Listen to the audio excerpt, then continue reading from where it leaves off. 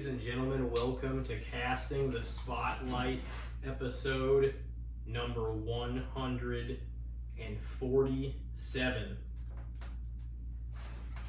With the great and returning Ryan Fromm for his second appearance. It's been a while. Yeah. Getting this rolling as this game's kicking off, too. Goddamn, what is going on? I know, dude, they got the throwbacks on tonight. I love the They've Miami got, Dolphins throwback. They've got throwbacks on for a bunch of teams.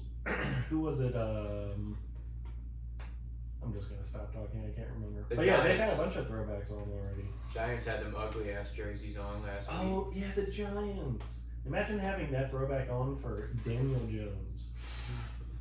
But you don't think he's worth it? I mean, that throwback was not very good. So, Well, that was super. it's not one of the prettier. That was like super throwback. That was like, I think that was like 1920s or something. I mean, That was back when they just had like their best attempt. They're like, hey Yeah. man, we're technically a football team. Please whip us up some uniforms. we wear leather helmets. Yeah, So we're called the this point in Giants, and we're red, white, and blue. I don't know. We're from New York. I know the Packers had those super old ones too. Yeah, They were that's because what- they're like yeah. navy blue and like I think yellow. there's been a bunch of. Did the Ravens like have some throwbacks on? The too? Pittsburgh Steelers had super old throwbacks too. Yeah. I don't know who else in week one had throwbacks on. Yeah, there are a bunch of teams. I just can't remember them all offhand. But yeah, doing good. Hell yeah. No, it's been a while since you've been on. Like, we kind of figured out before we went on air. It's been about a year and a half at least. So, it's Yeah, been, season to season. Exactly. What the hell have you been up to? How's life been treating you? Yeah, life's been fun. I mean, not much has changed. I think back then I had kind of not just started school, but I had been going back to school, and now I'm getting towards the end of it, college-wise at least. So this is my last year of college for my degree, and then hopefully I'm done with school, at least college. So yeah. Yeah. What are you going for? Economics, getting an economics degree. I've kind of bounced around in my time. Ended up on economics. I think it's like it's kind of like a middle ground between two things I like math and psychology-ish kind of thing. Economics is kind of just like the study of how, where, and why people spend their money. So it's kind of, it's technically a social science, but everybody, maybe not everybody. I think most people would think of economics more as like a hard science when it's not. So we're just guessing. We're educatedly guessing up here. Where does like going into economics like land job wise? Like, what's a good, not you necessarily personally, but like what's a good, Well, I don't really. you ever open up the news and they say economist John Doe or whatever thinks the economy's gonna fucking blow up tomorrow. Oh boy. That's one field you can do, but that's You probably can. that's probably when you get like a PhD, and I am not going that far. So for someone like me, I don't know. You might I might end up just like at the Fed, the Federal Reserve down in St. Louis, and just be pushing pens and papers there or something, and maybe I'm just cleaning the toilets there. Just you had to get an Let's economics hope not. degree just to like be a janitor there. It's a weird structure. Just to get in the Just to Federal be in this Reserve. building, sir. Yeah, it's a weird structure they have down there. I'm Yeah. not really sure, but Interesting. but yeah, other than that, I mean, you can be kind of like, I don't know, it's not like a jack of all trades for finance, but I mean, you can probably broadly use it just about anywhere finance-wise, kind of. Just again, in a general like area. That's why, I don't know. I don't know where I'm going to end up at, but the Fed is kind of where my first. Are you would you consider relocating outside of Missouri? Or are you like, no, I'm gonna stay here for sure? I'm not like against it, Yeah. but I would probably need like a really good reason, like a job like overpays me to go, not just like, hey, here's a job at like market rate and you're gonna be all alone in like Wyoming. It's like, oh no, probably not. I'd rather be like market rate or below, like around my friends and family. Gonna have to bump those numbers up if you're getting me out of there for that level, but Yeah, that makes sense. That's the thing. Some of those states, man, like, and I'm not even like, because the Dakotas and Wyoming and Montana, like, they're beautiful, but there's nothing there. There's no sports teams there. And like even like concerts and wrestling events that we're into and stuff, like nothing comes to those states. Like at least with the Midwest, nothing states like Oklahoma, Nebraska, Arkansas, Iowa, like a lot of those states still get concerts, wrestling, like they still have stuff going on in them. I just feel like some of those northern states, it's like what goes on up there day to day? Like a lot of those states have more cattle than people. Oh, yeah. That's legit. Oh yeah. Like, Wyoming's only got like a population for, of like, is it 600,000? Is it even a million? It's not a definitely million. not a There's no way. million. Yeah, I was gonna say it might have been lower than 600,000 last time. It's right under 6. 540 It's or 576 is what Okay. Google's saying right And I now. mean, yeah, they get what, like 3 electoral college votes? Yeah, I don't know what the minimum is, but I think it is 3. I think it's like 2 or 3. Yeah. Well, because everybody's got 2 senators and everybody has to have at least 1 House rep, so that's the minimum. So that's 3. Yeah. And most states have way more House of Rep than senators, and it's like those states have more senators than House of Rep. There are quite a bit of states with 3 though, just 2. Yeah. Well, I mean, yeah, like we said, the northern states. I mean, like If they Montana. big Like, does cities, Montana have a mill? The Dakotas. I don't think either of them have a mill. Mm-hmm. I don't know how many people are in them. I think Hawaii's got like 4, Hawaii's. but I think Alaska's got like 3, maybe 4, maybe 3. Alaska's pretty not popular, despite it being the biggest state. Obviously, Yeah, it's it's also it's kind of out of the way. like apparently super beautiful. But Oh yeah, well, it's, yeah, obviously, but like it's also nothing. It's like through Canada. it's all wilderness and. It became ours somehow. Yeah, how did that become our territory? I think you know? we bought it from the Russians. I think we bought it from the Russians. The Russians owned it, I think, and then, I mean, technically, well, theoretically, it should be Canada's. I mean, Yeah, it's like, connected. it's literally connected to Canada. We're not connected to them like at all because even like the little strip that goes down still hits Canada. Doesn't even hit America. So theoretically, technically, it should probably be Canada's. But I think Russia owned it at the time, Mm-hmm. and I think we bought it from Russia. Looks like a Russian territory. I mean, it's cold as I mean, shit. well, icy. the thing is, the Sarah Palin quote, I can see Russia from my house. So, I mean, they are right there, but that's also like Siberia of Russia out there.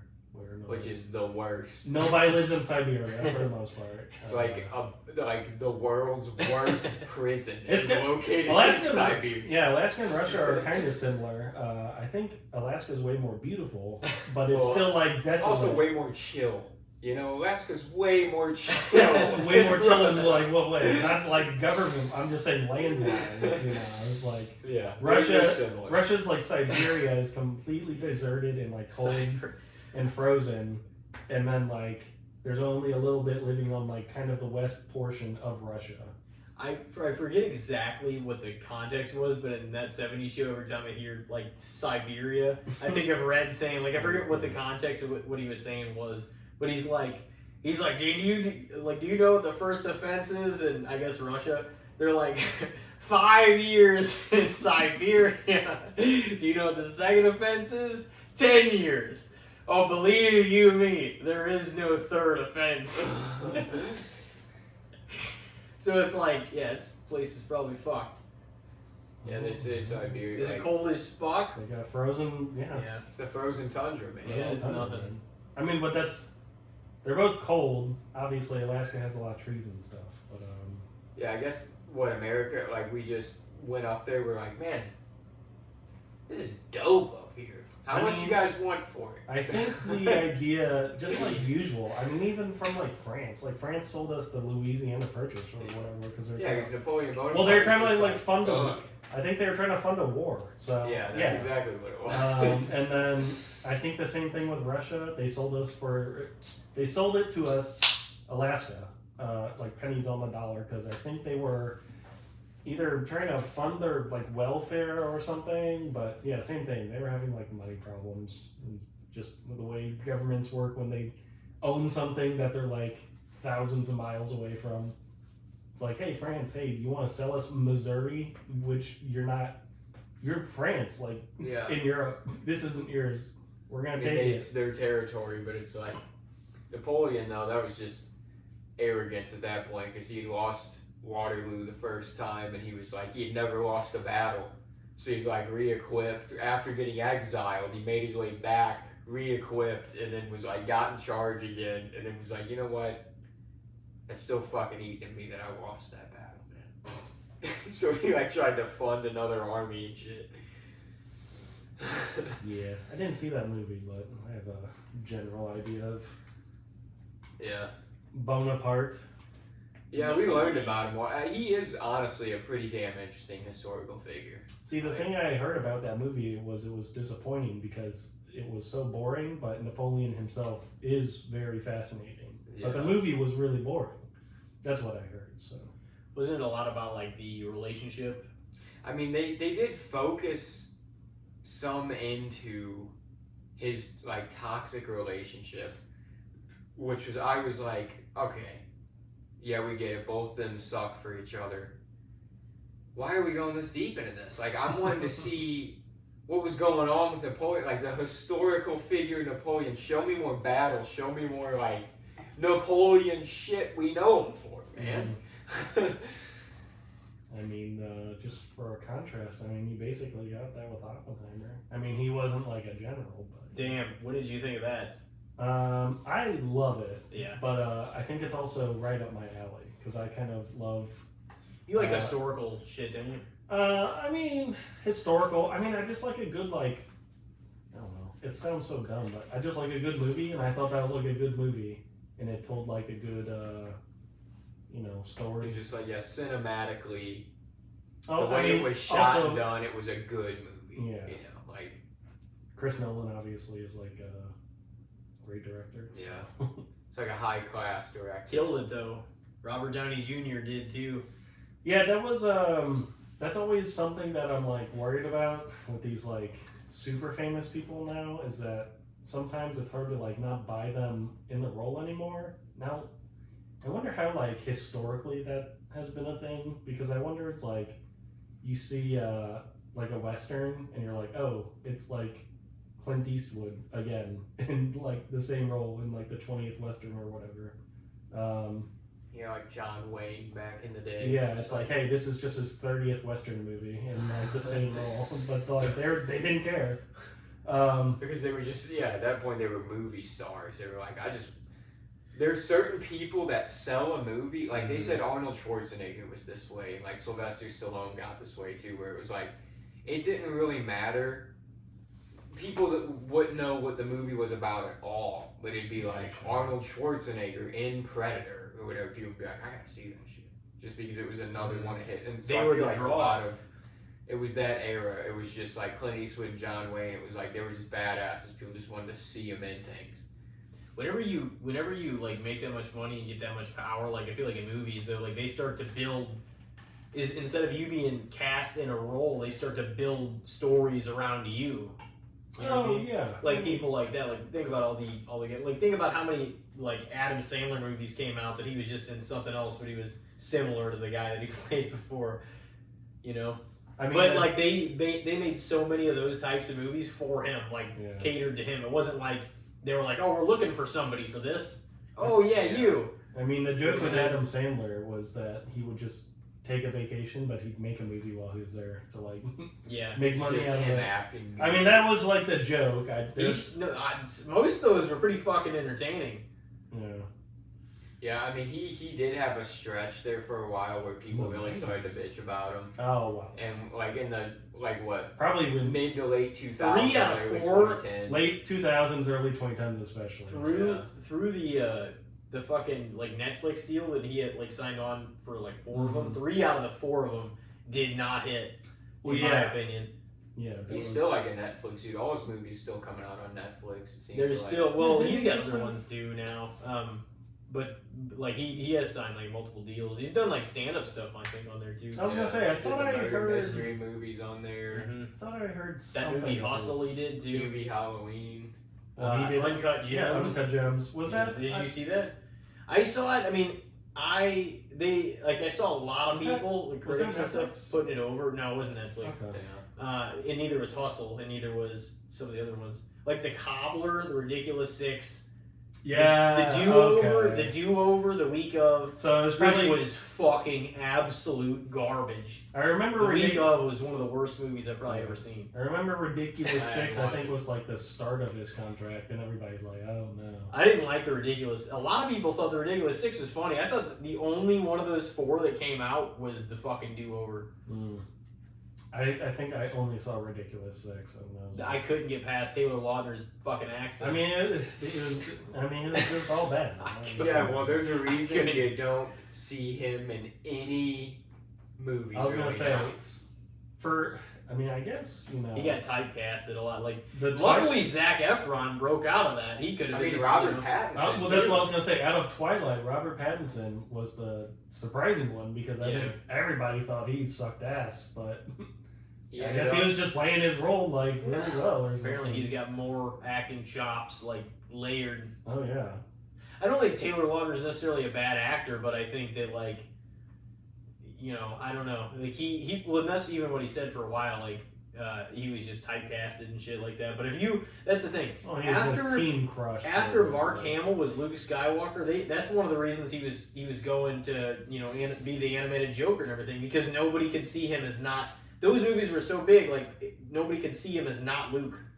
Yeah, Nobody wanted to really cast him. Well, I think recently he's been getting some roles in some places, but yeah, for the longest time, like he just did Star Wars. Well, now he's a legend. Like he's been in that's a what I'm lot saying. of stuff. Yeah. You know, he's not just Mark. What do we do with Mark Hamill now? He's Luke Skywalker. He's never going to be in anything bigger.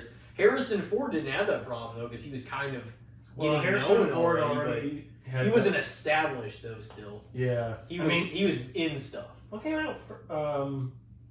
Harrison Ford. He did Star Wars. What came out first, Star Wars or Indiana Jones? Star Wars. The first two Star Wars got made before the first Indy. Okay. Yeah, he's played a lot of iconic characters. Yes, and those are like major characters for those franchises. You know, Daniel Radcliffe, and a lot of the Harry Potter cast said that was their problem transitioning into acting, because they went from children to adults in the Harry Potter series. Yeah, so it's like that's probably even rougher. exiting that, people just saw Harry, Ron, and Hermione. You know, Let's be real though. There's no way Daniel Radcliffe will ever be known for anything more than that role. Like I don't it's think. gonna be damn near impossible. yeah. I fear that for the Stranger Things kids too, because they're all adults now. That's probably true. Daniel Radcliffe does a bunch of random stuff, but I could see him as he gets a little older, even because he's probably he's only like he's probably in his our 30s age, right really, now. right? He's probably like in maybe- his mid Yeah, 30s. his 30s, I'd Yeah, say. so I could see kind of like how Robert Downey Jr. had like a renaissance. I could see Daniel Radcliffe having a kind of weird renaissance. But yeah, I don't really know. Well, that's the thing. He'll be in some good movies probably. It just Who was the Hermione actor? What's Emma it? Watson. Emma Watson.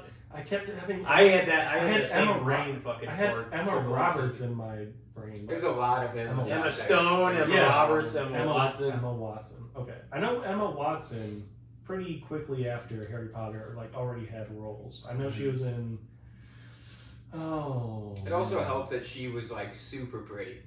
Wow. So it can just like transition definitely- into that Hollywood where they could just like mesh her into things. But I do think that she transitioned the best out of Harry Potter that the group of kids did. And then Ron. I mean, I've seen Ron in some things and been like Knock at the Cabin, that M. Night Shyamalan movie. I thought he was pretty good. I actually heard that movie was good. I didn't. Was that the one Batista was in? Yeah. I still think Batista killed it in that movie. I heard it was good. I was thinking about watching it, adding it to the list. It's pretty simple. It's like a really simple story, but it's pretty good. Isn't it kind of crazy that out of the wrestling people, Batista ended up being like the best real actor? Yeah. Oh, he's easily the best. Because the most versatile. because The Rock got in the earliest. Well, just in my modern wrestling. Well, Yeah. The Because Rock Hulk definitely Hogan took was doing it. movies way He back definitely then. took it to a level that nobody had before, as far as He came- wrestler transition He came out into Hollywood. He came out immediately of wrestling and did like the Tooth Fairy. And it's like, Yeah, well, he had a few The game decent. plan. He had a few decent movies before that. The Walking, which were like WWE films. Yeah. Walking Tall, The Rundown was good with Sean William Scott. They were in like South America and shit. Well, Walking Tall was a remake, but it was actually pretty solid. And then like he did have some real clunkers. He had Doom. mm-hmm. Yeah, and that got some I horrendous thought ratings. Doom was cool when I saw it when I was like 10. Mm. But then like it did not age. I think I maybe randomly watched 10 minutes of it on like cable one time, but yeah, I don't know. But The Rock, I feel like, is the action star. Well, he's the biggest. technically. Cena's like going to probably do a lot of like comedies. He's definitely got that like dry kind Yeah. of humor on lock. Yeah. And Batista's like the actor, where you can see him in almost anything. So It's not surprising because wrestling obviously is an act unto itself. yeah, to I some mean you have to degree. have some ability of acting. But yeah, like I said, I mean, definitely surprising. Batista slimmed down a lot, man. Yeah, I saw a picture. That was crazy. I did It too. might have been yesterday or the day before. Yeah, I It's saw been it. going around the internet a lot recently. Yeah. I feel like. I think people are like, and I saw him like that, and like, you know, he obviously did it for a reason. But then I saw, like, for instance, the AI thing we were talking about off air, Mm. like, oh, how it summarizes whatever, or just how people are commenting. It's like he doesn't look. It's weird though because he does look a lot older than he is because his beard is now he's slimmed down and his beard's like white basically. So it's like he does, but I don't think he looks bad. He's just carrying less, you know, and he wanted to be able to get more roles than. Like, I don't think he has a reason. That's another reason he wanted to be done with Drax. He didn't want to keep carrying around like that much muscle. I mean, you know, to be fair, that was probably the only reason he was carrying. oh yeah, for that long, it was still for a long time Yeah. that he carried it around. I was gonna say, I don't think was he making like guest appearances on like WWE anymore or No. He did one time. He had like a small run up to WrestleMania. Yeah, But that was I it. mean, yeah, he'll never wrestle again. He's done. Especially if he's doing that now. Oh, yeah. You know, he's not like. I mean, you see the He always said he wanted like one more match with Triple H and like that he had WrestleMania and that was it. That's all he wanted to do, and then he was done. He got that 5 years ago, well, yeah. so he's done. Yeah, I mean, you see it even with NFL players who are watching the game. Linemen, especially, you'll see linemen go from these 350-pound monsters to like slimming down to like 150 in a year, and they're like, brother, I am so glad I am not that big anymore. 150. Yeah, I mean, you see, oh god, it's not Jeff Saturday. There was one like Hall of Fame lineman guy who like slimmed down and just like runs like marathons now. And Damn. he looks like, but I can't remember his name. I'm so dumb.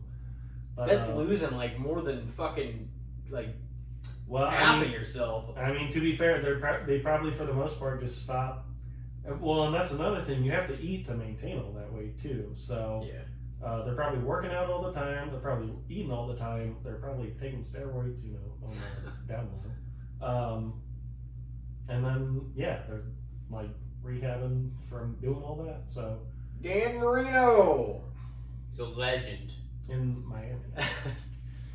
But You don't yeah. think he's a legend? No, He's a he legend. is, Yeah. but I mean, I have no feelings for him. I never watched him play football. I was like 3 when he retired, so. You don't ever go back and watch old athletes like highlight reels and shit on YouTube? I mean, no, not really. I mean, I know the highlights exist, but I was actually kind of watching. I guess that's a little bit of a lie because I was watching Steven Jackson highlights the other day because I think he just got elected into the St. Louis Hall of Fame, and that guy was a badass. Yeah. I For remember those defending him as horrible, a kid. horrible Rams teams. Yeah. Steven Jackson was so fucking good. Yeah, he was like the one fucking. He was the only light. shining He was the star. only light. It's like you had Bulger who sucked, and then Bradford who came in and like got hurt, and then I don't even know who the Dude, hell. Bulger didn't suck at first. That's No. the thing. Is Bulger started Yeah, pretty damn good, they say the line ruined him. and they Um, beat the shit out of him. They had him go like literally so many weeks. He went into the game with broken ribs and a concussion. Mm. You would never do that nowadays. Especially nowadays. Yeah, that's brutal. Didn't Favre like stay in games all fucked up? Oh yeah, dude, he had a Well, crazy long streak. He had a pill Favre, addiction. obviously, but- Favre had some kind of brain issues because that's followed him into his retired life, I would say. He had a terrible Vicodin addiction. I feel like that probably helped his pain levels. I remember something like that. Yeah. So that was probably the reason he played 200 plus games straight of NFL football. That's insane. That But- is that's kind of for football especially. You would think that's close to like a Cal Ripken record. It's like, how do you play Yeah. that? No, he Yes, is for sure. He is the Iron Man. Like Yeah. nobody's played that many games straight. Ever. Wasn't there? Oh, no it way. was Eli Manning. Eli Manning had like an Iron Man streak too, but then they like pulled him in his last season Yeah, and because they just fucking wanted to or whatever. that's the thing too. Is like if you have such a good record in one of your seasons, then why would you want to play the last week? Nowadays they're sitting all those players. Like if the team's at like 13 wins Yeah. and they're a lock, like the 18th week they're gonna sit the stars. I mean, Chiefs are gonna be sitting in the fucking 12th week. They're gonna be 11-0. They're gonna be Don't like, saying that shit. bro, we don't even care about these last. 6 You got the weeks." red mic. You obviously love the Chiefs. You're cursing this shit. I own Rashee Rice on the fantasy team, and I was Do told we were talking about football. That's the only reason I'm a Chiefs fan this year. I got Rashee Are you? Rice. Oh no, you're good. So is also have that fa- your team, the Chiefs, or who would you say your team is if you had a team right now? I really don't is You the don't? thing. Nobody you follow a little more than others. I kind of let me think. I guess I like Saquon Barkley as a person, so I kind of like him, but I kind of hate the Eagles. So it's gonna be really hard to root for him to win this year because I got him on my team. he's not like a pesky underdog anymore. Like on the Giants, it's like, yes, please, Giants. I know we were talking about the Giants uniforms earlier being ugly, but it's like, please, Giants, just be like good again. I mean, we know you guys have won 2 Super Bowls like in my lifetime, but it's like, oh, you guys have had Daniel Jones for so long. I'm sorry. At least you had Saquon Barkley for a little bit. It doesn't make their situation any better though. He said he felt like he was just like baffled that he left New York. He's like, I mean, I felt like, we left on pretty good terms. He's like, yeah, I got on social media and I saw everybody burning my jersey. Well, and that's the thing. I mean, the That's fans, New York, the man. fans themselves, especially New York, the fans themselves don't know the meetings between the owners and the players. Specifically, actually, the Giants were on Hard Knocks this year, so maybe they kind of did. But same thing. People are stupid. I mean, people burned like Albert Pujols jerseys when he left. Oh yeah, I remember that being a And thing. Pujols is like, he's He's a legend of He's St. Louis. easily top 5 like Cardinal ever. So. Oh yeah. He kept. That's the thing. He kept a place here too, and still Oh, ran yeah. its foundation. Yeah, he lived here. out in like Chesterfield. So it's like the dude still had ties to the city. Like he still loved St. Louis. People were just so bitter. Like, well, fuck him. Then It was the most ridiculous thing. And even that last season, some people were like, I'm not happy he's back. Why? that was a little bit of a reaction. That was so ridiculous. Why are especially you He's a goddamn legend that did so much for He the did. What do you He mean? was part of 2 fucking goddamn World Series teams. technically, yeah, you should probably thank him for taking that deal because I mean, unless he performs differently in St. Louis, We'll never know, but which is likely. Yeah. Well, it's possible. there was a slight, I don't want to say decline, but his numbers were a smidge less that last His year. very last And, season. I mean, he did mean everything to us in that World Series, obviously. But, they were in the regular season, it was a slight bit under what he had been doing. His numbers in the very last season and the regular season were Yeah, a 2011. little down. But nobody gives a fuck for the most part because of what he contributed Exactly. to the playoffs. So, So it's but yeah, he kind of sucked ass for the Angels for yeah. almost the entire time. He still hit bombs, but I he just significantly was not getting on base as much. Oh well, yeah. He did hit some fucking bombs. I think his He lowest did. average in St. Louis during that first stint was 290. It was a high 290 as well, for his average, and he hit 250 with the Angels. Yeah, it dropped So- fucking 0.5. Yeah, He was in his- the 230s, I think. His Most of the time he hung lows- around 230, 250. His lows Yeah. were low, so yeah. But I mean, he was still hitting like 25, 30 bombs though a year. 30 plus bombs Or more. I mean, Yeah. it's one of the best power hitters ever. Yeah. Oh yeah, and that's the thing too is like that's not even the only. It's so cool that like he joined that 700 home run club. I was gonna say I was really happy that he There's did. only what 4 people left. I saw 702 Yeah. live, and then I guess they went to like maybe Pittsburgh, and then I he think hit he one got more. So he said he had 703. 703. It's Bonds, Hank Aaron, Ruth, Pujols, Mm-hmm. Willie Mays right behind. And then A-Rod's at like 690, I think. So technically he should be there, but he kind of got blackballed as well.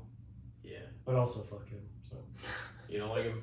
A-Rod's just kind of like full of himself. I think it's really easy to kind of Bro. hate people like that. Tua be throwing the picks tonight. Tua turned the You're ball right. over. You like Jeter though, don't you? I mean, No, you you don't like the Yankees. like Jeter is like a New York guy. It's like Yeah, you know, he is. he's No, he is. oh my captain. That's like Jeter. Come on, Jeets. Yeah, he is like the New York Yankee Yeah, of this generation. for sure. For sure. I mean, he's like, yeah, he's obviously like a Hall of Fame shortstop, but he's not my shortstop. It's like Yeah. I grew up with. I mean, technically, my shortstop is Mason Wynn right now, but I mean, who's the best shortstop I grew up with? Like Edgar Renteria, maybe. Oh, he was fucking great. Who was great, but he was only here a little bit. That was awesome. Because That was a great era where we had fucking Pujols, Scott Rowland, Yeah. Jim Edmonds, and Mhm. Edgar Renteria. Well, Like yeah. that was fucking. Bro, I was gonna say, yeah, we didn't grow up with Ozzie Smith. So And yeah, like that Mike was- Matheny, whenever he was still decent, and then not a manager yet. like one of the early games I went to Yeah. of the Had to get that Cardinals, in there. I was like 7 or 8, Yeah. and I'll never forget seeing. I think it was Edmonds, Pujols, Rowland, back to back hit home runs Oh. live, and I was just like, "Holy shit!" Yeah. It's like a second 2004 was like That was menacing. 2004 legitimately was one of the best offenses MLB's ever seen. That So, that was like because it was normally what Pujols, Roland, Edmonds fifth. It was usually what it was, right? probably Most of the time. yeah, because I don't think they cared about righty lefty at that point. No, Because fuck them. if you did it modern day, You shouldn't- go I don't righty feel like lefty it's- righty. I don't But feel like they it's didn't care always about that. priority, but I I don't mean, know. also technically, You're that gonna was do the- it if the that was also the start of like putting your best hitter third. Yeah, because Yeah, I was gonna say, I McGuire remember. Now- McGuire hit fourth. now isn't it like second most of the time? Technically, according to the numbers, your best hitter probably should hit second. But Because now they're they likely to get on base, and they're also likely to score the person in front of them if someone Yeah. is on base. and if you make your ninth person like basically like another leadoff, second which leadoff. exactly second leadoff. I don't like- know if there's. I mean, But yeah. But now it's the DH rule. Everyone has it, right? Everybody, Yes. yeah. And whenever Alex and Mitch were on, referencing last year, not long after you were, I asked Alex about like the rules, and he said he was happy with like all the MLB changes, like that they made the bases larger. I don't know if they lowered the mound again or not. No, but They I did- think they they're did make talking about it. They didn't. Well, they wanted to improve offense because for a while it was like pitching was dominant as fuck, and the best average was like 268. Yeah, for It was- for a little bit there. Yeah, it was kind of like it wasn't. I mean, it even was this- lacking. Even this year, I mean, gold standard for the longest time was batting average, and like 300 was the mark. OBP really matters like more Nowadays, with a more analytical Yeah. approach, for sure. people care more about walks. So batting average doesn't matter as much, which means I think there are only like 3, maybe 4 hitters above 300 in the National League at least. Like, it used to be like 30, and now it's like, it was still you were still literally considered really good. yeah. Yeah. But yeah, just That's a kind of different cool. way, different approach to baseball. I mean, that was like, and again, during that age, that was like the Ichiro time. Mhm. Ichiro would hit like 350, 360. But I mean, if they're all singles, technically, analytically, I mean, those aren't like the most important hits, right? So, Well, and how many of those like did he fucking hit a single and or steal a base? Maybe he did, maybe he didn't. I don't But know. then fucking the next few guys got out anyway. Well, the And Mariners have. they were inconsequential run like base hits. I think his first year, the Mariners had that miracle run where they won like 100. Oh yeah, that was actually the record 16 for a long games. time. I think it's still the record. Yeah, I was right? gonna say I think it still is. Maybe. So I think his first year was the miracle year, and then I think after that is when the Mariners kind of started to suck again. So, remember we had So Taguchi for a while. so he was more of a backup, but yeah, he was fun. Yeah. Just because. Yeah, he was Japanese. pretty good though. I think he was solid. I remember him. Just one of my random memories. I remember him just robbing like a home run, and I'm like, So Taguchi. Yeah, Ichiro, he was wild too. Because sometimes, like in his swing, he would be running to first. Well, Like he would like kind of run into his swing sometimes. it's very much a Japanese approach, but especially a left-handed Japanese approach. Yeah. You're cheating towards first the entire time. You're like, you're just leaning away from the ball, and you hope you make contact, and you're just already running to first. Yeah. He'd be halfway to first by the time the He ball had hit like the most ground. infield hits, I think, for like Oh, 5 years. It was straight. like it was like 262 or something insane. It's like it was. I don't know how many 4-for-4 games he had that year, but it was insane. Yeah, his hits total, he got close to 300, which is insane. He was a great hitter, for sure. No, he was. He had, and the funny thing everybody always says is he had power. It's just he chose not to use it in game because he valued the batting average more. But people would say in batting practice he would just unload on balls. But then in baseball games he's just like, He wants to get on base. He played forever too. He did. That Well, dude, that's- like, he he played- was out there gray hair. He played in it the MLB for 15 years. He ended it with the fucking Marlins just because he wanted to keep playing. Didn't he play like in Japan for a long time Yeah. before? That's the thing. Yeah, he was. I think he came here when he was 26 or Yeah, oh yeah, he played for. and then I think he retired when he was like 42. Damn. And Japanese people play fucking baseball all the time, so he's literally been playing baseball probably since he was like 10. So he played baseball probably like every day. He's probably still playing. He's just like. I think he's coaching. You see it all the time. He's in like Yeah. Japan, just like showing up to high schools and stuff. Yeah, it's just like desperate for it. He's showing up to, hey, any of you kids looking to get fucked up today? Let's play some baseball. It's probably most things in life, but especially sports is like since you retire so early, technically, You're just itching to do it again. you need something to do, but you also obviously want to keep doing what you're doing. So that's why most players I think get into coaching because they realize, well, I can't play, I'll coach. Stay in the game. You know. Gotta do something. You guys remember Gary Sheffield? Well, He used to slap the piss out of home runs, but like that swing was just. just It was just like. It was just wild. It's always funny because stuff like that. I mean, you as a kid you'll emulate it, and your coach will yell at you, but you're like, brother, he's in the MLB smacking dogs. Oh yeah. It's like, why are you yelling at me? It's like I want to be Sheffield. Fucking Craig Counsell had just the worst batting stance of all time. He was like I up, think he was like up here. his like evolved, but yeah, he. I think he either got like the yips or something, but his batting stance just kept getting stranger and stranger. Yeah, like playing with him on the games was annoying as fuck. Because Like he the always show. had like the most unique stance, but it was also like it didn't ever result in results. So he had his like rookie year with the Braves, and then the rest of his career he hit like 200. So nothing mattered. Do you remember? Because he was on the Yankees, wasn't he? He bounced around like 20 teams. That was somebody that One of like those you're a little after your prime. New York Yankees, so we'll pay you a fucking league-setting record money Wow. for like a declining player. I don't know if they did that, but They fucking always did that. Well, I they don't- bought Matt they- Holliday when he was Well, they 37 and fucking useless. they wouldn't set not record setting, but yeah, they would bring in old people. They for had sure. a really Even more old team for They a while. always bring in old people. I mean, the Cardinals this year have a really old team. Yeah, But they Dude, do. speaking of teams though in childhood, do you remember that fucking Astros team with Craig Biggio, Jeff yeah. Bagwell, Lance Berkman, and The like Killer Bees. that was an insane team. Yeah, dude. And guess what? Maybe. We slapped the fuck out of them. Yeah. Well, they beat us one time? Yeah, they beat us in 05. 05, Yeah. they beat us. I guess were all those guys still there? I would imagine. beat Bagwell 04, was 06. Bagwell still there in 05 though?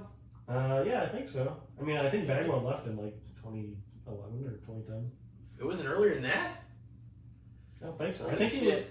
Bagwell started with I think the Rangers, but then I think he ended up with the Astros Dude, for those- like a decade. And so he slapped the fuck out of some home runs. Bagwell was too. That was a killer 3 to face. It was- dude. No, like you said, the Killer Bees. The Yeah, they were. name was Because it always deserved. went in like that order. The name was deserved. They they were really good. I mean, they were the team the Cardinals were fighting with back then. Yeah, for sure. I That mean, was a big rival. The only other team, because for the Reds in my lifetime have just like never been great. What about the Sosa era of the Cubs? I don't think the Cubs like won back then though. I think Sosa just hit a lot of home runs. He just was the star. I think did they have like Kerry Wood even back then? That's probably a little before. Yeah. I feel like. I don't really remember the '90s too much. I know the Cardinals weren't so great either. I mean, we had Yeah. McGuire. Well, I knew you knew some of the history though, obviously. I know. I mean, we had McGuire in '96 or '7, Yeah. and he played for us He's for from like the 4 A's, years. maybe? Yeah, he came from the A's. I think he played with us for like 4 or 5 years, maybe. But Yeah. he came with La Russa. Felt like that, but that's the thing. That era now, nobody remembers necessarily the World Series. Like the novice fans, not going to remember the World Series champions, but everybody knows the home run chase. Oh well, yeah. I mean, I feel like that was the mid to late '90s was just the era in baseball where that's what they cared about was like the power and the home runs. Oh yeah. and like No, it was awesome. guys were just getting juiced up as shit and home the runs. mid '90s was known for lockouts, but Yeah, the late yeah, too. '90s was known for roids because nobody cared anymore. Late '90s was a wild time. Well, That was a fucking great time. it was both sides. It was Roger Clemens on roids throwing It was. 100 before 100 was cool. You think Randy Johnson was with throwing with roids? You think he was actually bringing That that? guy just had a Randy crazy Johnson frame, had such dude. well, he was like 6'8". He didn't seem like. Yeah, he was tall as fuck. He was a dominant pitcher though, man. He had a really weird career. I mean, it's not super weird, but it's a little weird because especially today, I don't know if there is enough patience for someone like him to pay off. But he started in his mid 20s, and he kind of wasn't like great. He was like okay, but then he got like really good at like 33, and then he pitched until 42, and he won like 4 Cy Youngs in a row at like 39 to 40. And He it was like a masterful pitcher at that point. I mean, his career is just so strange. It's like who like in Major League Baseball nowadays. I mean, I can't think of anyone offhand. Who got good at like I guess like Nelson Cruz maybe a little bit. In that 9-year run, he still got himself into like I don't know what it is now exactly, but like second or third strikeouts of all time. Well, yeah, no, He got himself into there. Yeah, he's Exactly. obviously one of the top pitchers It's ever. insane. I'm just saying it's for his career he didn't dominate. From The the start. unit. Only man that's probably ever gonna fucking kill a bird in mid pitch like that. I don't know if that'll Crazy. ever happen again. One of the most one infamous or just famous in general. Oh yeah. I think even like just random sports fans probably know that clip just because they're like, what the fuck? Yeah, it's one of the most famous sports clips for sure. I mean, especially back in like And it was like mid 2000s. 01 maybe. I think it was could have 01 been or 02, yeah. but I think it was 01. It was during spring training. I know it wasn't during like regular play. I don't think, but I don't remember. but yeah, during those early thousands, mid thousands, just on ESPN, sometimes you'd watch them like Sports Center, and they're like top 10 baseball plays of all time, and they're like Bird number 2. It was just a dead ball, I guess. And then it's always the guy who like ran through a wall, and then it's always like Canseco getting a ball bouncing off his head for a home run. It's like yeah, I remember all those clips just like being recycled forever, but he was up there because he was the freak, or I guess whatever his name was, the unit. how damn embarrassing. Get a ball bounce off your head. Over Canseco the was wall. kind of a dummy, so maybe that's why his head like allowed it to.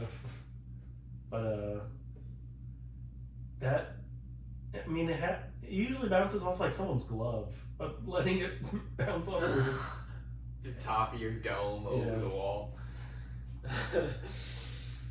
It's pretty rough. You wouldn't say you had any NFL teams right now. Why do you got to cheer for the Chiefs this year? So my sister lives out there currently. Oh.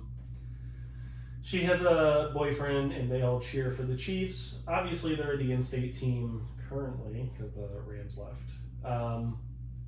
But I mean, before the Rams left, I had like no feelings for them. So when the Rams left, I didn't like immediately just like, well, yeah, Chiefs. It's like, why the fuck would I support the NFL? I hate these guys right now. But yeah, I don't know. I don't like hate the NFL, but I also don't really have a team.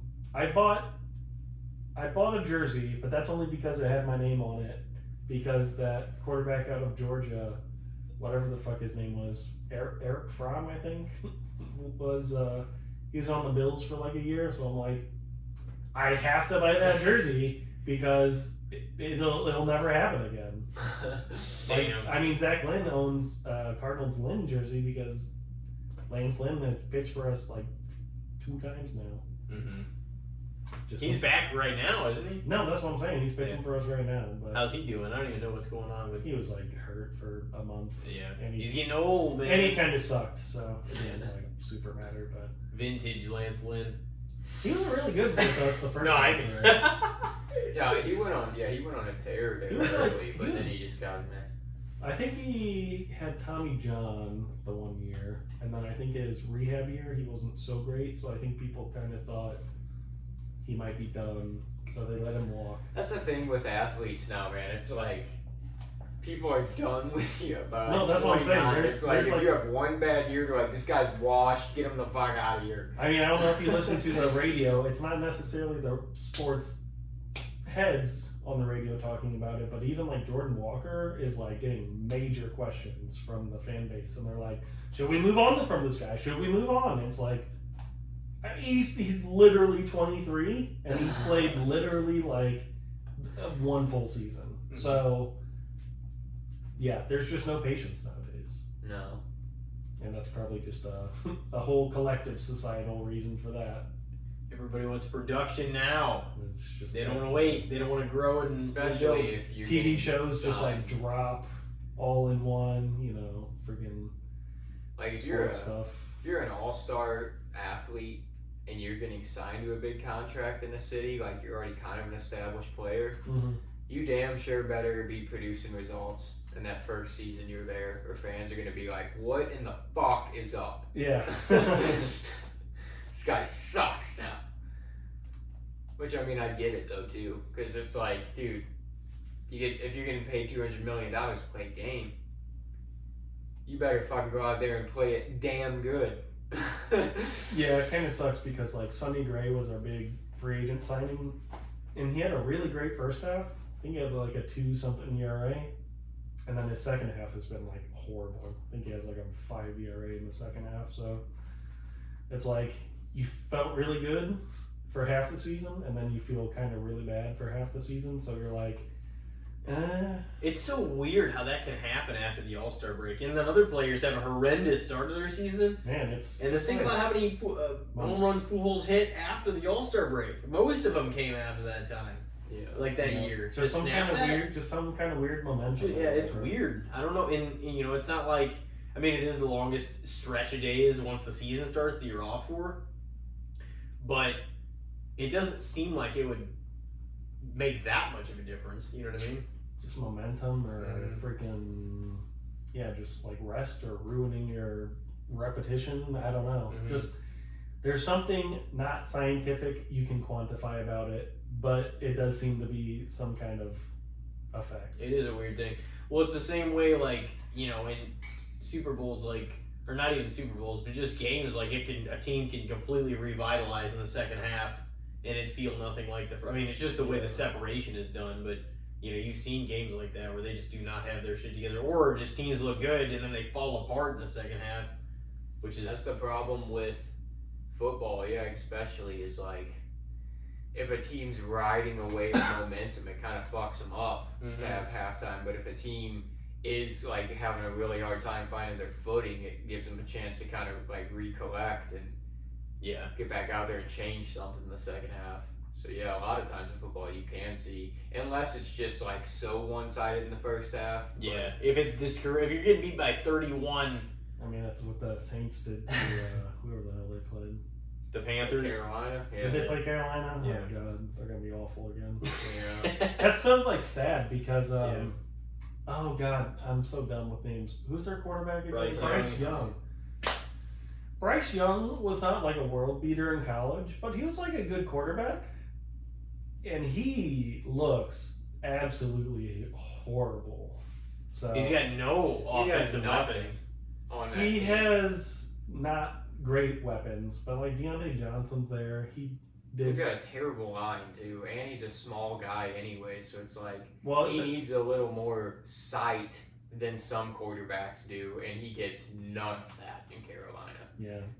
I don't know enough about football to really know if the height thing's like a major like actual issue. I mean, I know for the longest time they always said like Drew Brees, he's the only one at like 6 feet who could play, but Yeah. But then even like the Cardinals quarterback is like pretty short. He's right? Kyler a Murray. shorter guy, but it is still rare. Like teams avoid quarterbacks under 6 foot a lot of the time. Lamar's Unless they're not just that tall, is talent. he? Lamar's pretty tall. He's probably Is he? like 6'4". Really? Lamar's just a freak talent. He doesn't dude. seem like he is. I don't know why. I don't know. I think he's like. I'm just like Googling real quick. 6'2" is what Google has. Okay. For some reason, I thought he was a couple inches shorter than that, maybe. Mm, But yeah, Kyler Murray's not. He's like 5'9" or something, 5'10". man, that'd be real short for a quarterback. If It 6 foot is. if 6 foot's the line, and you're like 3 inches under that. Because I know, like, I forget who it was. It might have been DeAndre Hopkins, like, talking shit to him on the sideline one time because he was mad that he didn't get the ball down the field, and he ended up throwing a pick. He's like, I was wide open down the field. He's like, can you not see down the field? Yeah, I think that was kind of if we're talking about football, that was kind of one of the stories. I don't know how much you followed, but Marvin Harrison, he's what, the number like 5 or 6 pick. Yeah. He got like 3 targets and 1 catch.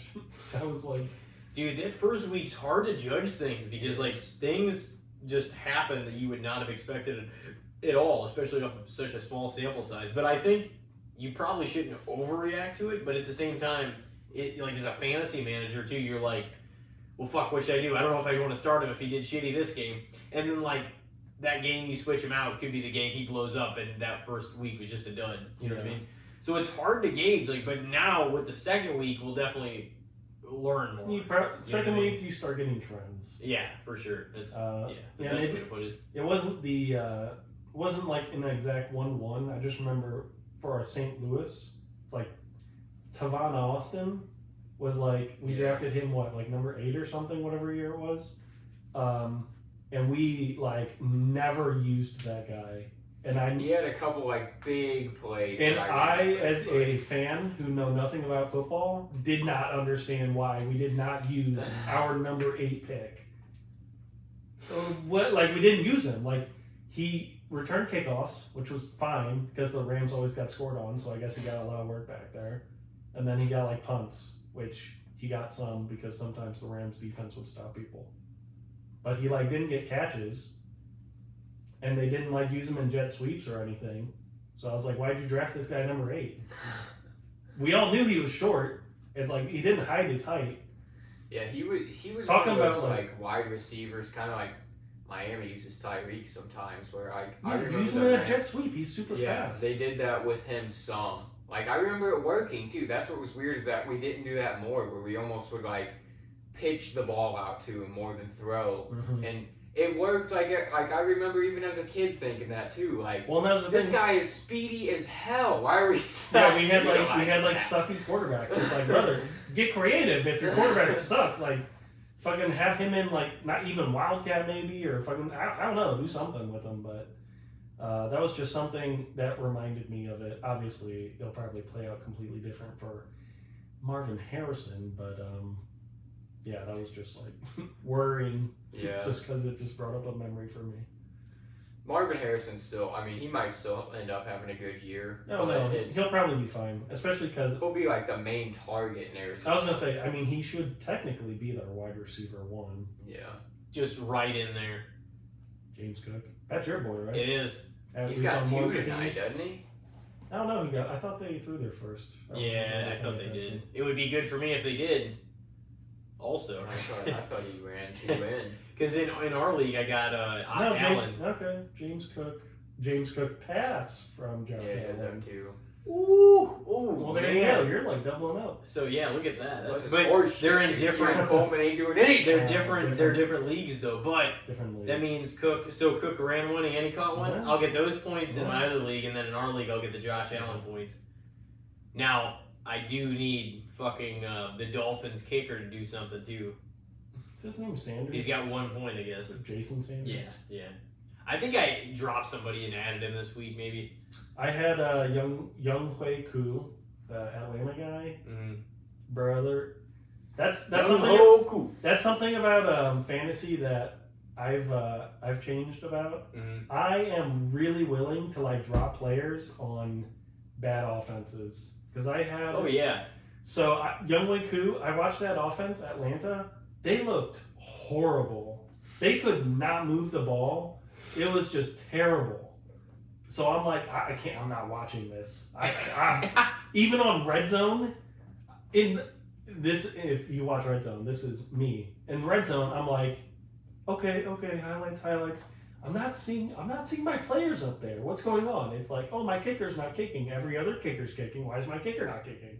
And it's like in the back of my head, I'm like, I can't do it. I need a good offense. So I went out and got the Rams kicker. Hopefully, it should be better. But who did the Falcons freaking get their ass whooped by? Who did they play? It was 18-10. They lost to the Steelers. That was a weird game, wasn't it? That was the same thing. Oh, the Steelers kicker kicked 6 field goals in that game. Yeah. They didn't score a touchdown. Yeah. That was so something I did do. I picked up Justin Fields as my backup quarterback, thankfully, so I didn't have to watch him. He looked really bad again, but I think we kind of know that at this point. Mm-hmm.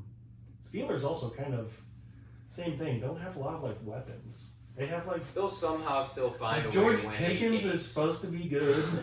How does that I don't always fucking happen? understand, dude. Well, dude, Fuck the Steelers. It's even harder nowadays for them because they have to win 9 now. Because the streak is that they haven't had a losing season in so long. I think they've Mike had. Tomlin. That's gonna be tough. I think If you look at that schedule, I don't know if I see more than 7-8 games. They've had a couple 500 really seasons, but now with the 17, And then they win that game. they have to win 9. So you can't get 8, you have to get 9.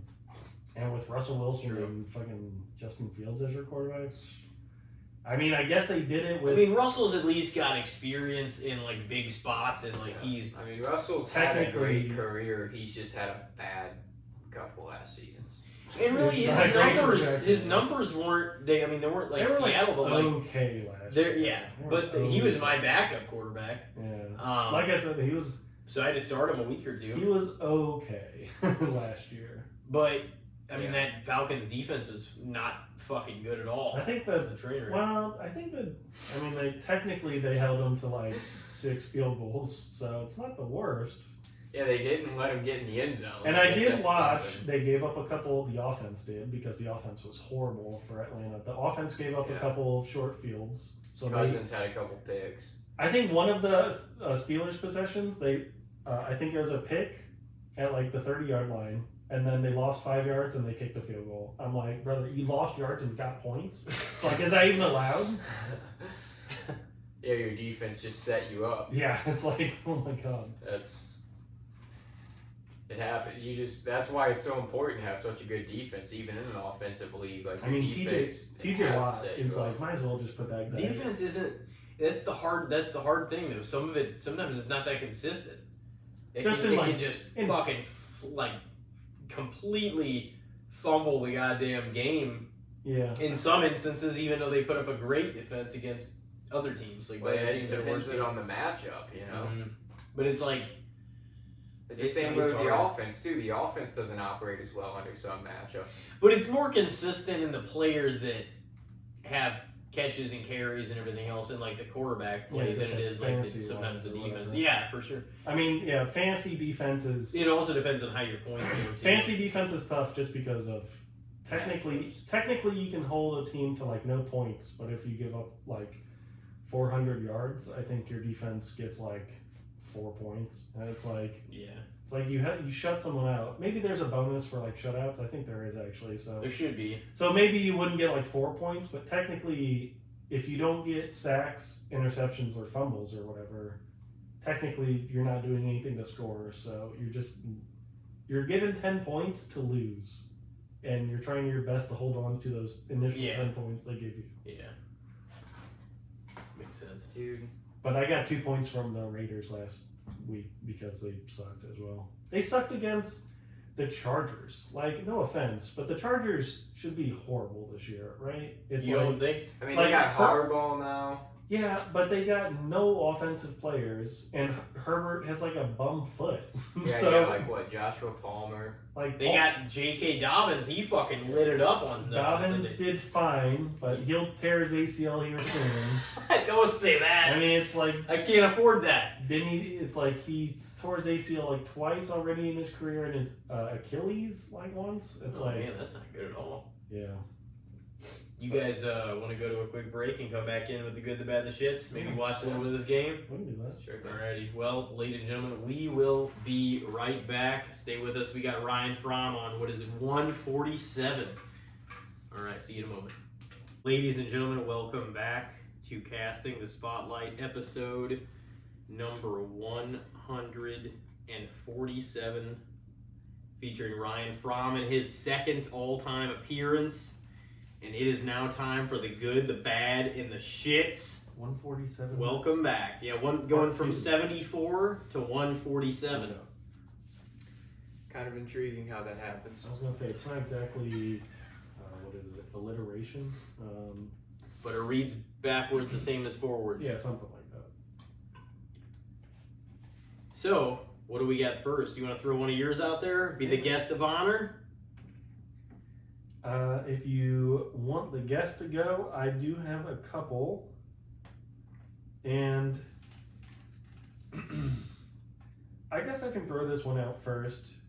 Because I think I'll be in the minority like usual. But how we do this? What do you think of Lord of the Rings? Overrated, underrated, or fair? Yeah. As a whole. I feel like Lord of the Rings has quite the fandom. But they're great movies.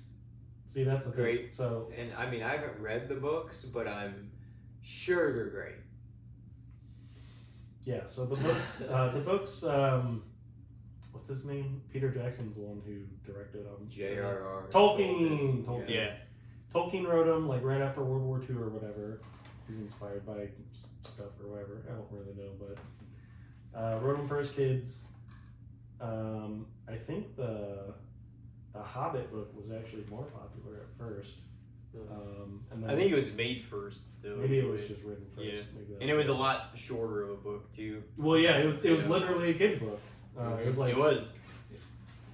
and then they turned into a 3-part epic adventure. Yeah, they had to embellish a lot of the stuff and the details. And I guess that's they had a lot of the just like so. stretch it out. For most people, I guess kind of me included, but I didn't watch them like in theaters because they came out when I was like 5. But most people initially consumed Lord of the Rings, the original trilogy movie that came out, I think like 99, 2000, 2001, something like that. I think they came out sequentially. Yeah, it was 01, 02, 03. Something like that. Yeah.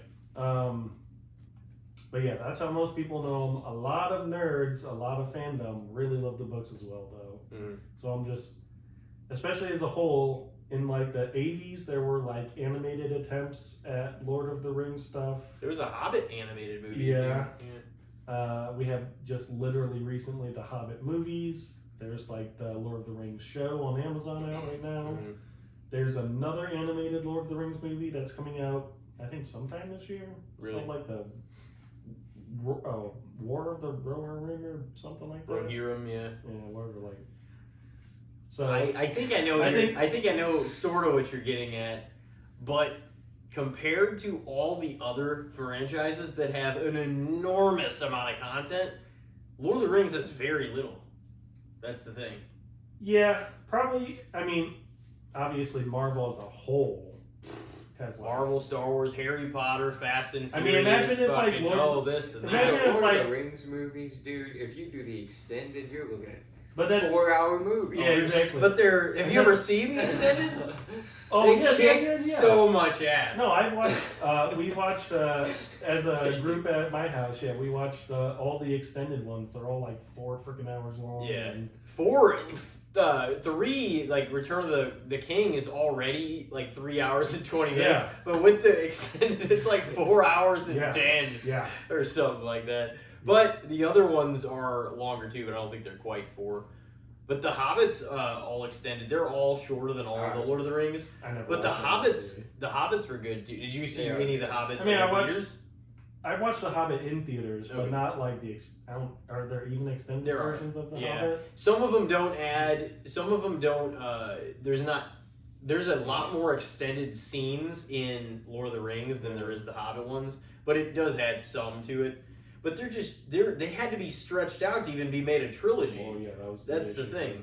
Well, yeah, that So the was. source material was like, I know a lot little bit thicker. of the. Yeah.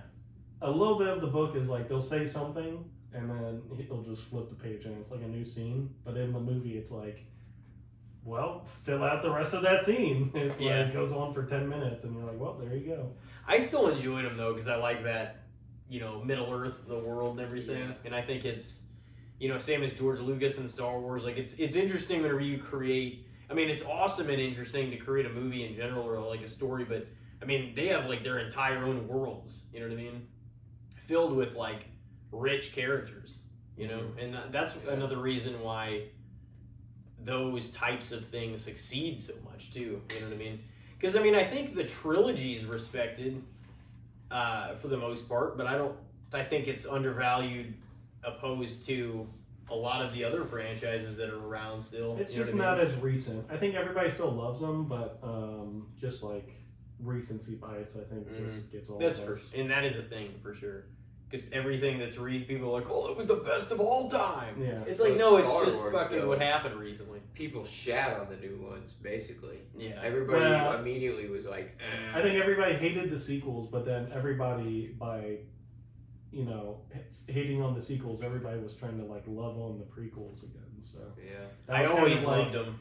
It was a little bit of a, I don't even know about a symbiotic relationship, but it was like, yeah, it was killing one to try and prop up another or something. So Yeah, because the prequels sort of got shat on. They all had positive I- ratings. They all had positive ratings upon initial release.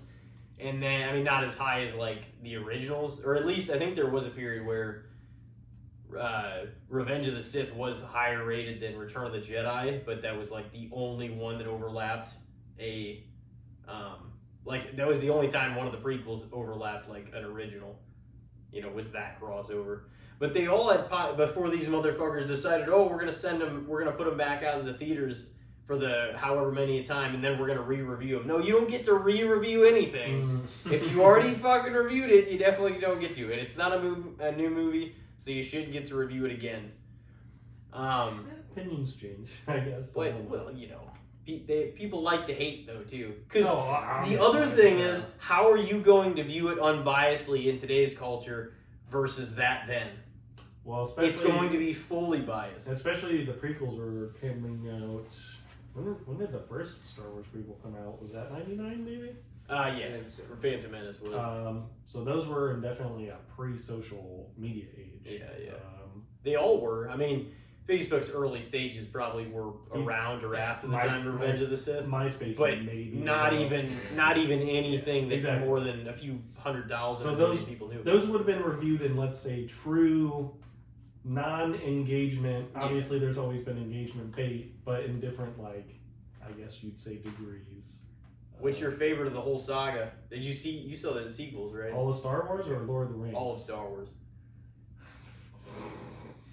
I guess it would probably.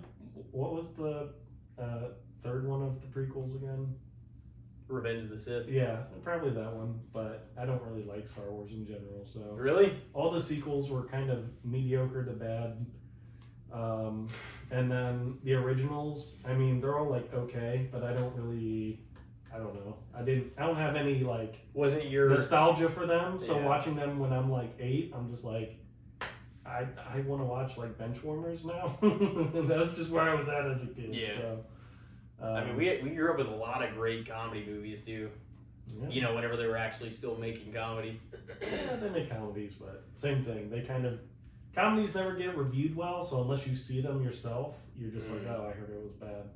If you look up any Adam Sandler movie that we love as a kid, like Waterboy or Little Nicky or Big Daddy or I was gonna say the golf one. I Any can't of that. think of the name for some reason. they pretty much all were rated. The only ones like that weren't were The Wedding Singer, Happy Gilmore, and Yeah. like there was like a few of them that got good ratings. But that's the thing. Critics like hate comedies, so that's just how They it do. is. They hated horror for a long time. Both of them. Horror's very Now they like horror a lot more. I feel like. horror is definitely very in nowadays. There are like Yeah. hundreds of horror movies every year. Mhm. I know. I'll look at like what's playing in the theaters, and I'm like, things pop up that I've never even heard of or never saw like promoted or anything. I'm like, what the fuck? Lord of the Rings horror. What are the horse riders' names again? They're the Wraiths. What are The they? Black Riders, the Yeah. Ring Wraiths. Ring Wraiths. There Yeah. you go. I was kind of there. I don't think there's anything that's. There's like a few different names. I guess there was names that. for Do you them. remember that one scene in the original trilogy, the where Galadriel or whatever goes like crazy? Whenever She- Frodo looks into Yeah. that like little Oh, yeah. fucking And she's like- thing. Yeah. I guess that's the only like horror scene in the trilogy. There was some like dark shit. I feel like it's in those, definitely dark. but it was like, you know, they were fun. Like they were awesome. But yeah, Lord of the Rings. Fantasy adventure. Did he like start like the classic fantasy tropes? Because like his world is like classic fantasy. You got orcs, elves, Mm-hmm. friggin' trees, humans, friggin' just evil, whatever, good gods, Trolls. Yeah, Yeah. like that's like classic fantasy nowadays. Yeah. It's like Mm-hmm. all those factions. I don't really know. That's like, an I don't really interesting- know the yeah. history, so I don't know if he was inspired or. I don't know. Yeah. I mean, like it was certainly a really cool thing because like just a Hobbit, like the creation of all that stuff. I don't know. He really put together such a thought-provoking like world of like just ideas like all into one. He like made the language up or something. Yeah, the too, language or- was completely made up. That's something I don't know how. I mean, I guess It's crazy. maybe you could figure it out if you kind of like think about it really hard and like study and read books. But Mhm. man, imagine like creating a language, It'd be tough. a fictional Yeah. language that nobody like ever will technically speak. And you're like, yeah, dude, I just made it as a side dressing for this entire book that is an epic story. Creating an entire world is insane.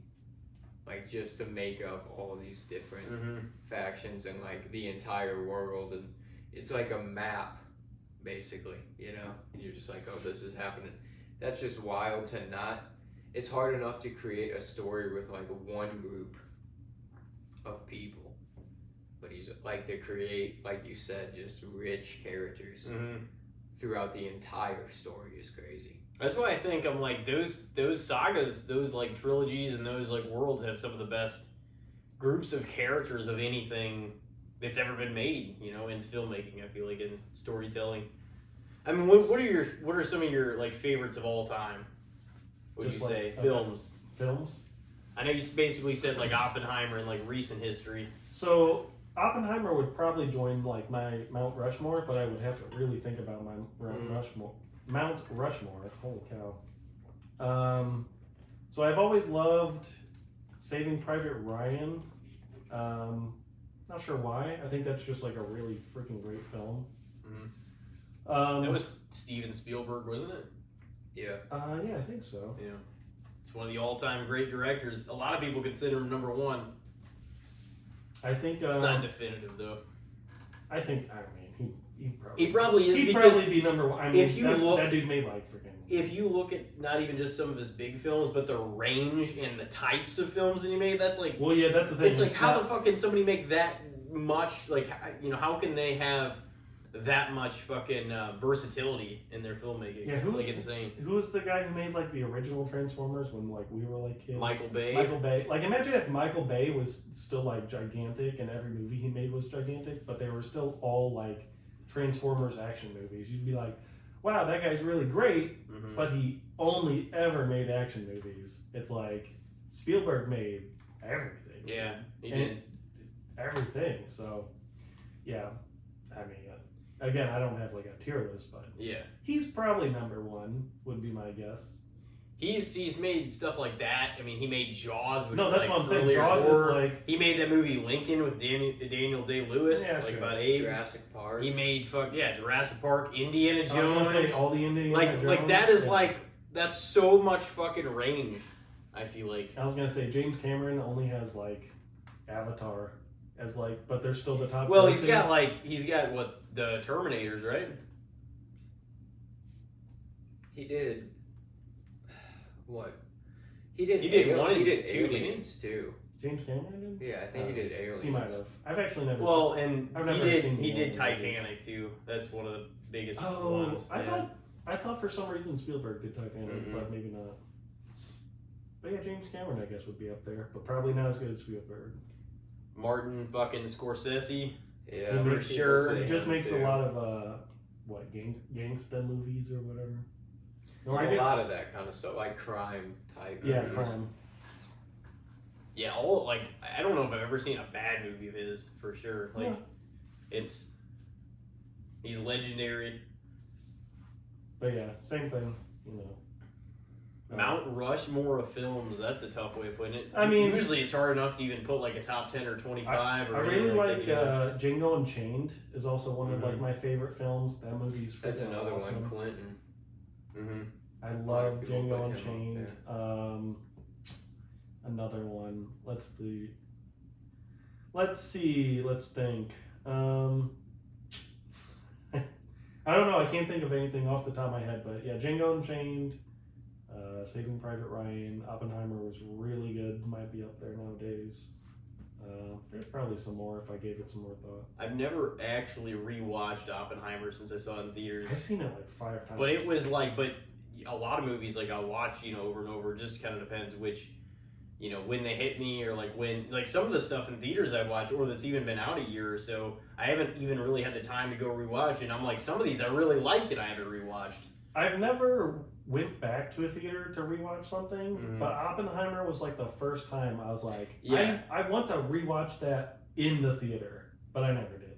Yeah. So I haven't even watched stuff at home that's been on streaming for like the past year, and I like loved it when I saw it in theaters. It's I'm kind of like I've the, fallen behind. Yeah. it's kind of like one of the issue as well with like stuff like that is now that it is just out there to watch, it's Mhm. like I'll watch it. The urgency goes Exactly. down unless you're waiting When and there's- it's that good when it there's drops. a movie Yeah. cycle in the theaters, Yeah. see this movie or wait 3 years for it to come out on DVD. hmm So And people wait and then they don't end up seeing them for 2-3 years after they. exactly, it's like initially wanted to. yeah, same thing. So,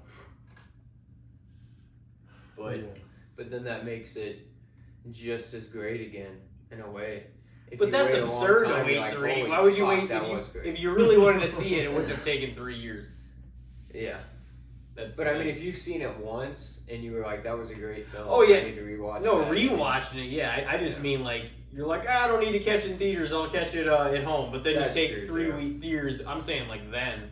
Some of these things that like I want to rewatch. Some of them are horror and everything. I'm like, man, I need to get to this and this.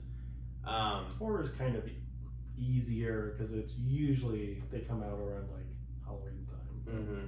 They've dropped. They do kind of drop them just. Yeah, I was all gonna the say, They time. come they've- out all year. The Because thing is, they like drop There's so them. like little movies nowadays Mhm. that they just drop them because Well, there's no competition. And they really are weighing heavy into like what's, fucking what's the word for it? Like you said trendy earlier, but I don't want to say that. But like right now, horror and like true crime and stuff like that are just huge. They've like popped all over the place. So like the past few years, that stuff's coming out more frequently than it probably ever has in recent years because it's the trend, because it's the fucking big thing right now, you know?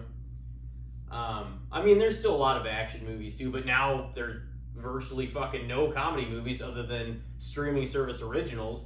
There's not really comedy movies being released in the theaters like there once was. Yeah, like I said, I think they still do make them, but they don't get as much like advertising.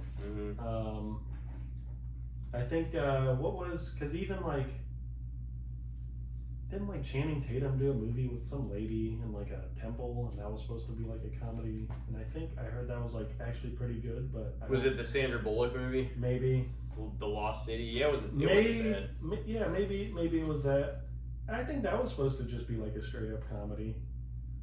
Yeah, it was like, I mean, I guess like the Deadpool movies literally are straight up comedy, I guess it but was they're also like kind of like action modern-ish. adventure comedy.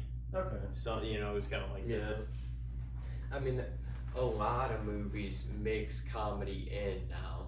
Oh yeah. Oh well, that's kind of like, I don't want to say Marvel ruined everything, but the fact that Marvel added so much comedy into the I movies, can kind of see that. I think made a lot of people feel like, oh, my character should be quirky and funny and say something funny at an awkward time to get a laugh.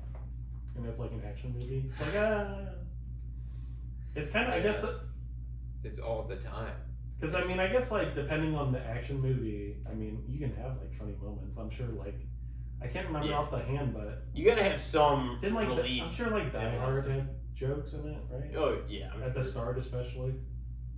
I mean, yippee-ki-yay, motherfucker, but I don't think that's like supposed to be laughing, but that's kind of like a funny line at least, right? I mean, fucking Scarface, there was like serious as fuck stuff going on, but like there was jokes still spread throughout it, you know. It would kind of be rough to watch if there wasn't in ways, because you'd be like, man, he's just pissed and he's just taking his anger out on everybody. I mean, so he had to like the story. You had to like make him more humanistic though, and kind of like joke and laugh, and so and then like obviously his downfall was. But I think honestly, sometimes the comic relief moments make the heavier stuff, kind of harder in ways, because you're relating to this person. Oh, they're joking about this and this, and it feels a certain way, and then like whenever they fucking turn villainesque in the film or whatever, have a really dark character arc or something, you're like, oh shit. Yeah. It's kind of an element of like realism. I guess it just depends, movie to movie or whatever. It does, for sure. Sometimes you can just have like, I just remember all the Star Wars movies, especially the second one. It's just like, you just drop like a joke in, and it's like awkward and it's not funny, and it's like, oh, well, they were trying to make jokes, so it's like, okay. Yeah, I think it's definitely got to like be congruent with the fucking with the storyline and everything. I don't think it could be like out of place.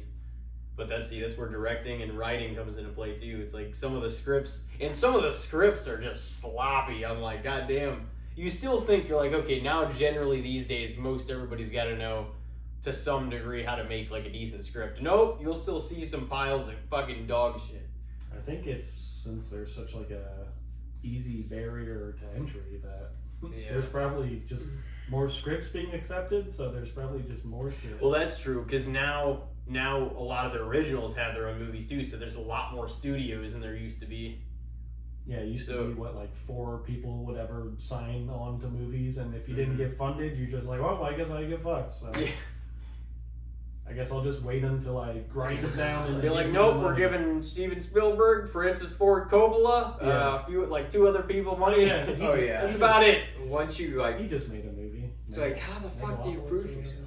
Who was that? Francis Ford Coppola, right? Didn't he just make like Michael? Isn't he like 90? I don't know. Didn't he just Is he release a alive? movie? A lot of these guys are like Ridley Scott. He's still he did Napoleon. He's old as shit. Was he a part of that?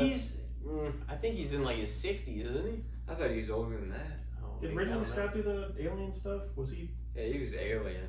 Okay. Was he part of that recent one? I know that got pretty good reviews, but I think I think it was like Fede Alvarez. Who knows? Yeah, I don't something like know. He's done like a lot of horror stuff. Lord of the Rings horror. Lord of Like I the said, Rings. You gotta, Oh, yeah. you gotta get some Lord of the Rings horror. I mean, You gotta- you have Big Spider. I mean, he did just kind of kill it immediately, but technically that was like the scariest thing in the world. No, you're right. Holy crap, dude. Francis Ford Coppola is 85, and he's still kicking. I mean, all those directors are old. Even Spielberg. I mean, he's Lord. 80 something probably. Eleanor Neal, his wife, just passed away this year, and they got married in 1963. Jeez. Yeah, I think that like next gen of directors will just like have to step up because all the old ones will literally die. It's Yeah. like you have all these. I guess Christopher Nolan's probably in that like next like age tier. You would say he's like probably 60-ish, but Oh, yeah. Actually, I think Christopher Nolan's even younger than that.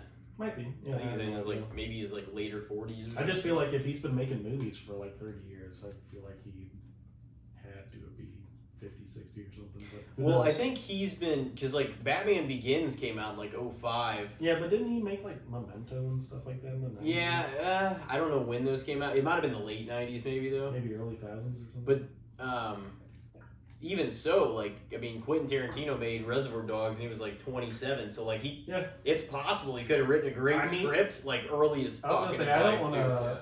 I don't want to look it up, but I mean Tarantino probably is getting a little up there. Like, Yeah, he's got to be like early 60s. I was gonna right? say, do you think he's encroaching on 70? If Or he was if he was mid-60s maybe? 27 in 1992, I mean that's 32. 32, I mean he'd be right at 60-ish. so he's about Yeah. 60. And he said he's only making 10 films in his life. Well, I think So he's only got one more. Yeah, It's, that I mean, was the it's thing. probably done or almost done now. I Yeah. would think something. You think he's gonna stick to it? Yeah, at least for a while. I mean, there's gonna be there's always like a 4-year break, anyways, or 5 years Yeah, between he his movies. takes big breaks. So But I don't so I mean, it'll probably be even longer. But like, whenever it comes closer to like 5 to maybe it's like 7, 8, 9 years, 10 years. Whenever it comes closer, and he realizes that like if he wants to do something more, then he doesn't have a ton more time.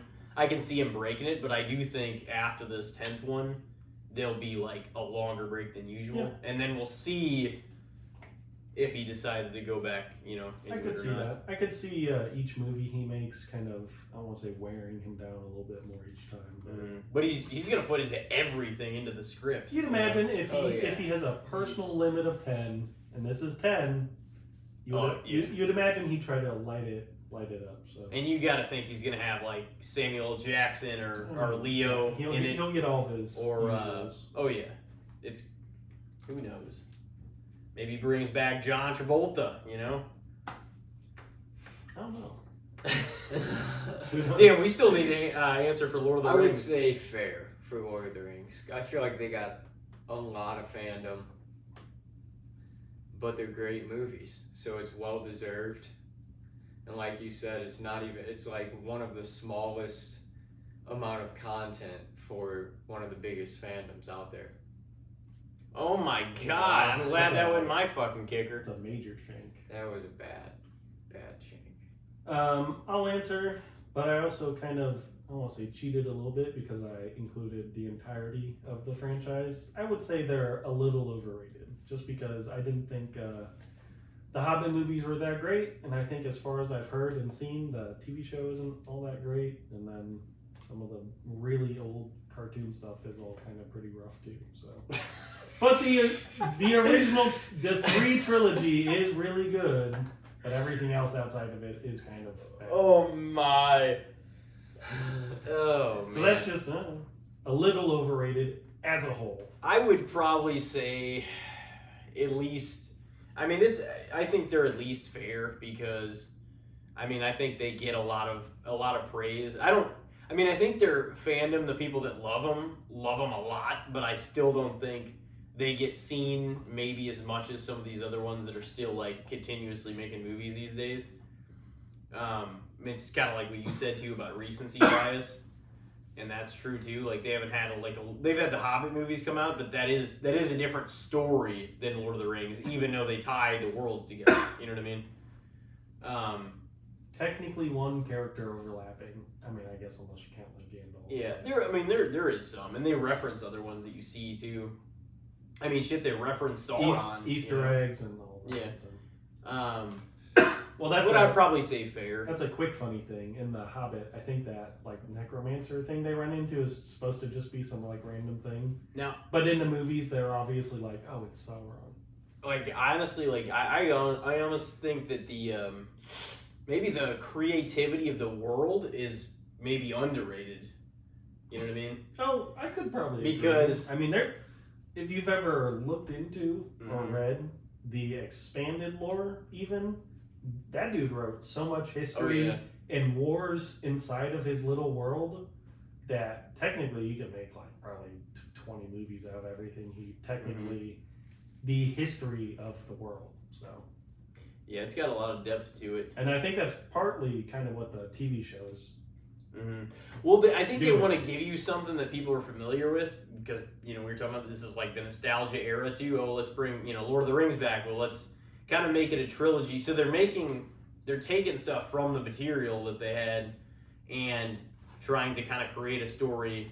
Yeah, they're either expanding it or kind of doing. So, but these aren't like books. You know what I mean? These aren't like things. This is just to for them to cash in on something fucking big because it is a huge franchise. I mean, it is a huge thing. It's got a lot of fandom, but nobody's ever really expanded upon it. So I can see why they took the opportunity for sure. I know a lot of people. I know some people that really like it. I have only watched like the first 3 of the first season, and it's been a while anyway. So maybe I should sit down and try to see if I like it or not. All I know is that the second season I think is airing now. It is, and again I think I've seen all the ads because we're watching Thursday Night Football on Amazon Prime TV. Sponsored by the Lord of the Rings show. That I hope they are producing. So. They put a shitload of money into that show. I mean, I've only ever heard the rumors, but apparently the entire first season cost $1 billion. I never looked that much. I never looked into it. I seriously doubt it cost $1 billion. I think it was like the whole first season was. I don't know if it was 240 million or something like that. It was pretty insane because like a film, there's so much extra things to pay for. So if it's a big budget like Marvel movie, that's one thing. It is, yeah. But for the show to get that budget, I mean that is huge. 10 hour. Well, that's the thing. You get 10 episodes and they're all an hour. That's 10 hours of. It's stuff. Also cheaper to produce television than it is movie. Cheaper, but yeah, same thing. It is more stuff you're producing, so you do need a little bit more money to make it. Yeah. A film just has its marketing is just insane compared to I don't know. It's just weird because it's like the same world, but it isn't movies and TV. What do you got? Well, if we're moving into mine, we'll switch to football since it's on the mind. Since I've been it's watching. on the tube. Since you were saying. You don't really have a bias for a team or anything, but you're into fantasy. So I figured I'd sway it fantasy-wise. What do we feel about the value of kickers in fantasy football? Is it overrated or underrated or fair? If I'll start, I can start off. As much as I do hate it when I lose, like last week to kickers, I do think it is a little underrated because kickers add, I think, a necessary amount of chaoticness to where fantasy is fresh. Because if you just get rid of the kicker position and add a third wide receiver or something, well, it's okay, well, I guess I'll just throw in some guy who hopefully gets 6 points.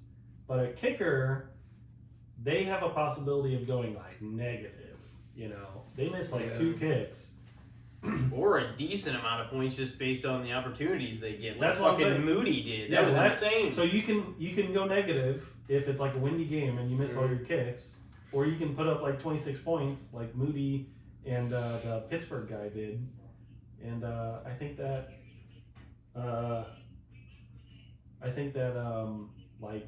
range of outcomes is good and kind of, like I said, fresh for fantasy. But yeah.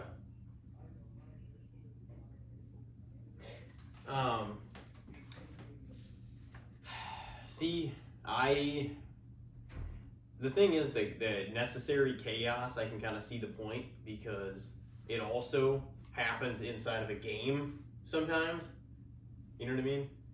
And if your kicker misses, like, what if he's just completely off and they had a chance to score it multiple times? Like, those points could cost them the game, you know, for sure, which is how it is in fantasy.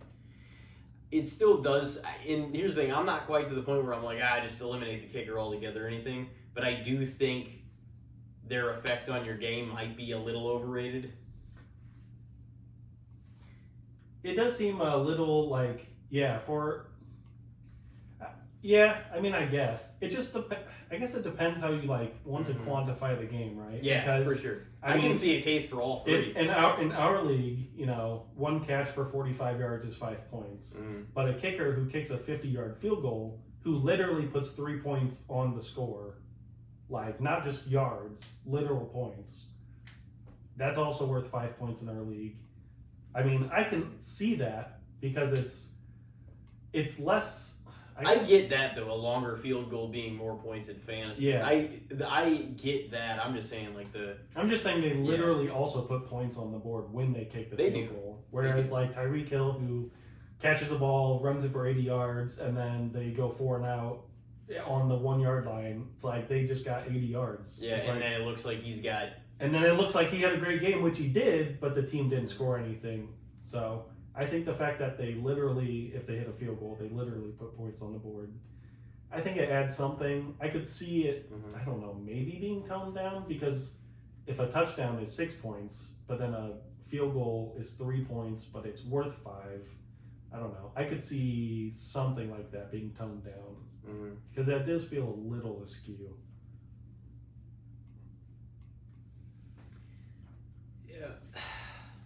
It's kind of a tough one because I've been on both sides of it too, where I've like won a game with a kicker in fantasy before, and I've lost a game from a kicker in fantasy before. Yeah, I think everybody has. That's why it's like so frustrating sometimes. But like you guys said, like in the game form, they add a lot to the game. They put a lot of points on the board, so it makes sense that they would add some value to your fantasy team. I know a lot of people get like frustrated with them, so I don't really know what the overall take people have on what. Some people love it, and some people really hate it. Like, I think it's been slowly growing to phase out kickers, just from my vibe on like Twitter and like Reddit and stuff. But I don't think it's like that popular of a take yet. Yeah, no, I can see some people haven't said that already, but it's by far not the overall opinion. But I mean, most everyone still has a kicker in their league. I think most people just like have standard leagues. Would be my guess. I mean, if I had to take a guess, I would say most leagues are probably just standard scoring, straight up like traditional fantasy format. Because I think most people, I don't want to say just play with their parents and stuff, but most people probably don't take it as seriously. But the people who do take it seriously get like the most annoyed because they're like, I didn't spend all off season freaking scheming the kicker. Okay, I don't care. I schemed for all the rookies, like this Williams guy or whatever, or Devon Achane. Not Jason Sanders. Yeah, it makes sense. It's kind of crazy how like much it can let you down though, because like even though it's not my I would still love football with or without it regardless. It does have a different kind of investment to me that like it makes me fully interested in seeing a lot of the other games too, because of my players that are in there. You can kind of become a fan of certain players because you're like, oh, I want to watch this player. I want to see, you know, and so it kind of does teach you a lot and help you about the game and seeing, you know, player stat lines and everything, and just kind of seeing what's going on. And it does provide a level of interest to a game you might not care for otherwise. You know, just fantasy in general. But yeah, you know, I enjoy it, but it does suck sometimes though. Whenever you're like, because we're all interested enough, obviously, to throw a little, you know, something on and have a little fun with it. But it does suck whenever you like, it's like 1:20 on a fucking Sunday, and you're already down like 65 points. That's You're like, fuck, my Sunday's ruined. Yeah, you ever like? I mean, I think I won't say most people who play fantasy just like constantly have their phone like updating, but Yeah. if you ever just like be watching football and you're like, you set your phone down, and then like 20 minutes later you go to check and your score hasn't changed, and you're like, oh no, this is not good. Oh yeah. Why are none of my players scoring right now? Do you guys like how they now tell you, they update you on everything? Oh, he scored a touchdown. He scored a this and this. Because like a few years ago, even they didn't give you those updates all the time. I mean, ESPN's like slowly been updating everything. Yeah. It's kind of cool now. They have that taunt opponent it's thing, kinda and it funny. shows you the little digital guy, and you can taunt him. So once I got taunted, every single touchdown I scored like the other night, I taunted every single time. It's Like, a little fuck that. You can taunt me. Yeah, they do it. They did it. So yeah, that's my math. They did it like once to me, so I did it 4 times back. Mhm. I think the value of the kicker in fantasy, a little underrated Nice. overall. Yeah, like I said, I kind of like the chaos they bring, even if they bite me in the ass, like they did week 1, and I'm sure they will this week. So, I have hoping faith in my kicker. yeah. Dude, I don't know, man. Like defenses and kickers are like really hard to. They're really hard to predict, and like they should, by all means, be like the second to last, or like it probably at best third to last picks off the Well, board. the variability is All usually both those positions. the variability is usually why they probably go last in most drafts. But Well, and some of them are hard to predict because there's maybe a few solid, really reliable kickers, and you know it's kind of a toss up with a lot of them. You know what I mean? Well, and plus, it's not even just based on attempts. It's like how many, like what's your opportunity like? no, that's the thing. You know? Like I said, I had Youngwei Koo. He's been like top 10 for like 3 years in a row, Mm-hmm. but the Atlanta offense, week 1, man, they were just awful. So he got 1 attempt and they scored 1 touchdown. So he had 4 points, and they did not get the ball back in the 50, like even in the area. So he only got 2 attempts and he got them both. And some people get like 6 attempts and then they get them all. So Sometimes you just get outscored, man. Sometimes I think it's like I think in terms of like I want a kicker on a better team, but also what if this team scores a lot of touchdowns, they're only going to get an extra point attempt, That's kind and they're of going to do that. So my thought is, if I get, and I'll kind of draw a point of comparison in a second, but if I get a kicker on maybe a not so better team, he'll have more opportunities to score more points because they'll be going for more field goals. The same as whenever I would pick a closer in fantasy baseball, you would maybe pick a mediocre closer because he's going to play more like close games more often. Oh, like Does that make sense? Yeah. That makes sense. So you're going to get more closing opportunities. Theoretically, it might not always go that way. The way I look But- at kickers generally is I want a good offense, but not a great offense. Mm-hmm. I want an offense that'll get in the other side of the field, but they'll flame out. In week 1, I thought Atlanta kind of was a team that would do that, and they just flamed out in their zone. It's like, oh, that doesn't help me. So that's just like the kicker strategy. There's a little bit of thought behind it, but again, it's mostly random, I would say. So like Moody kicked whatever amount of field goals. That was fucking ridiculous. Next week they might just Yeah. score 5 touchdowns It and he probably gets 5 won't. points. He So, won't have that kind of week again for a while. So It really does just depend on if the defense can hold them to not scoring a touchdown. yeah, it's like That's what it comes down to. it's like a really weird dance between a lot of like things. It's like you want the enemy defense to be just good enough to like bend but not break. Mm-hmm. And then you need the offense to be not great enough to be able to break them. And then you need the kicker to be good enough to actually make the kicks. Yeah. Yeah. Yeah, because more opportunities isn't always even better. Because if the kicker misses a field goal or two, he fucks No, you. yeah, and that's true too. But more opportunities in real life isn't, But yeah, it's. I don't know, man. I was gonna say, There's displacement there. I It's think kind of- the first year of the what was it, the I don't want to say expanded extra point, but they pushed it back. I think it was like an 85% success rate or something. But I think that's slowly already crept back up to like Yeah. 92 or something percent. So even that one extra point, which is like 38 yards away or something like that, it's not quite 40, I don't think, but it's like a solid kick. But if they miss that extra point, that's like a -3 or something to your score, and you're like, man, I was only getting 1 point out of this anyway, and he lost me 3. So Yeah. this was a lose-lose. The theory is, though, he's got one job. Yeah. He damn well better be able to do it. Yeah. Same thing with like the closer. Yeah, like you were saying. Exactly. You come in for these 3 outs. 3 damn outs. it. Well, I got one to throw at you guys. We were talking a little bit about films, I guess, with the whole Lord of the Rings thing. But how about this as a collective here? What do you guys think of the theater experience of watching a film there for the first time? Like, whenever you, it's great to watch stuff at home and, watch for the first time. You can just chill at home in your couch and everything. But, like, whenever you go to the theater and see something on a big-ass screen and in a theater with just a fucking nice crowd and, packed crowd, whether it's a huge film or smaller film, you just wanted to see.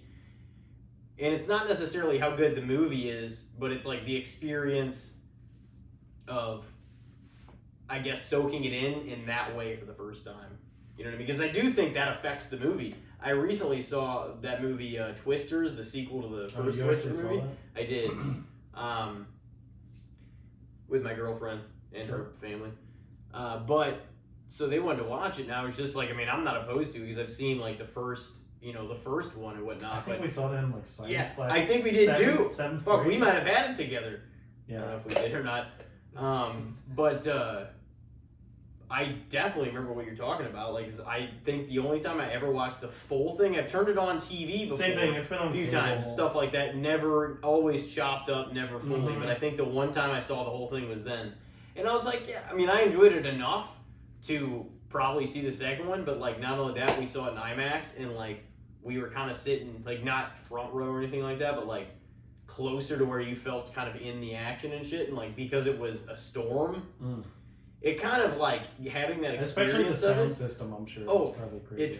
it was insane. Like, it was awesome, but it was also terrifying in the way that like whenever you feel how a film like that or being in a storm kind of like that effect it can have, you remember just from the experience of being in that theater and like how real it feels. You remember that even after all this crazy shit we've seen in movies, how terrifying Mother Nature and storms can be. Tornadoes and shit. We live in the Midwest. All that, it's like, man, we do. I'm just saying, like, even we've, I'm sure, I don't know if you have or not, but pretty close to tornadoes. Mm-hmm. Never like really that close, but like tornadoes like around my house has happened. A street down from me one year, it literally like destroyed a couple like houses like a street down from me. So tornadoes, yeah, crazy. Just like the sound and everything like that. And a movie environment, I'm sure, especially IMAX, like you said, probably recreates that like perfectly. That was a perfect embodiment of something that would not have played as well if you just watch it at home on the TV.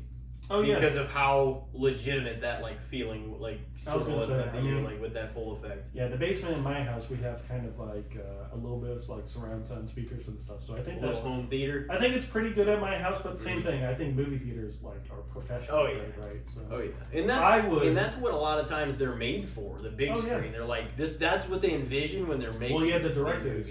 Yeah. So yeah, I would agree. I don't think you stated it, but I think I know. I would agree. Yeah. I think they are under. Oh, I definitely think it's, Because I actually really do love going to the movie theater. I just saw the Deadpool movie, and that was pretty good. But I saw Oppenheimer in IMAX, and I loved it. It was great. I mean, the sound quality, everything about it. You have to be a little careful about it because I love it, but I think IMAX can be like kind of loud, and some people really aren't like ready for that. So you need to be careful with who you like recommend and like bring that stuff to you, and I know that now. So if I ever do specifically IMAX, that's like a me thing. But if I just want to like see movies with a friend, I'll just be like, oh, let's get a regular screen or whatever. So, but yeah, I love the movie theater experience. I always want to go more, but then I always kind of like look at the movies out, and I'm like, I wish I liked more of the movies that came out. I mean, I guess I saw like even the latest Batman. Was that like already 2 years ago now? Maybe? Jesus. 2.5. But yeah. Is there anything coming out soon, like or in the next year that you're looking forward to? I might see that Lord of the Rings movie just because it looks interesting, just like an animated Lord of the Rings one. But it would be cool. But I can't think of anything that's like coming out. Like I probably won't see any like horror movies that come out like this Halloween. And yeah, I don't know. But I do love going to the theater. Oh yeah, no, it's great. So I mean, have you seen like some of like Christopher Nolan's other films?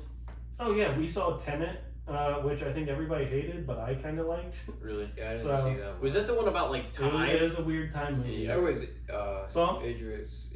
What was his? What's his I name? don't think Elba was in that.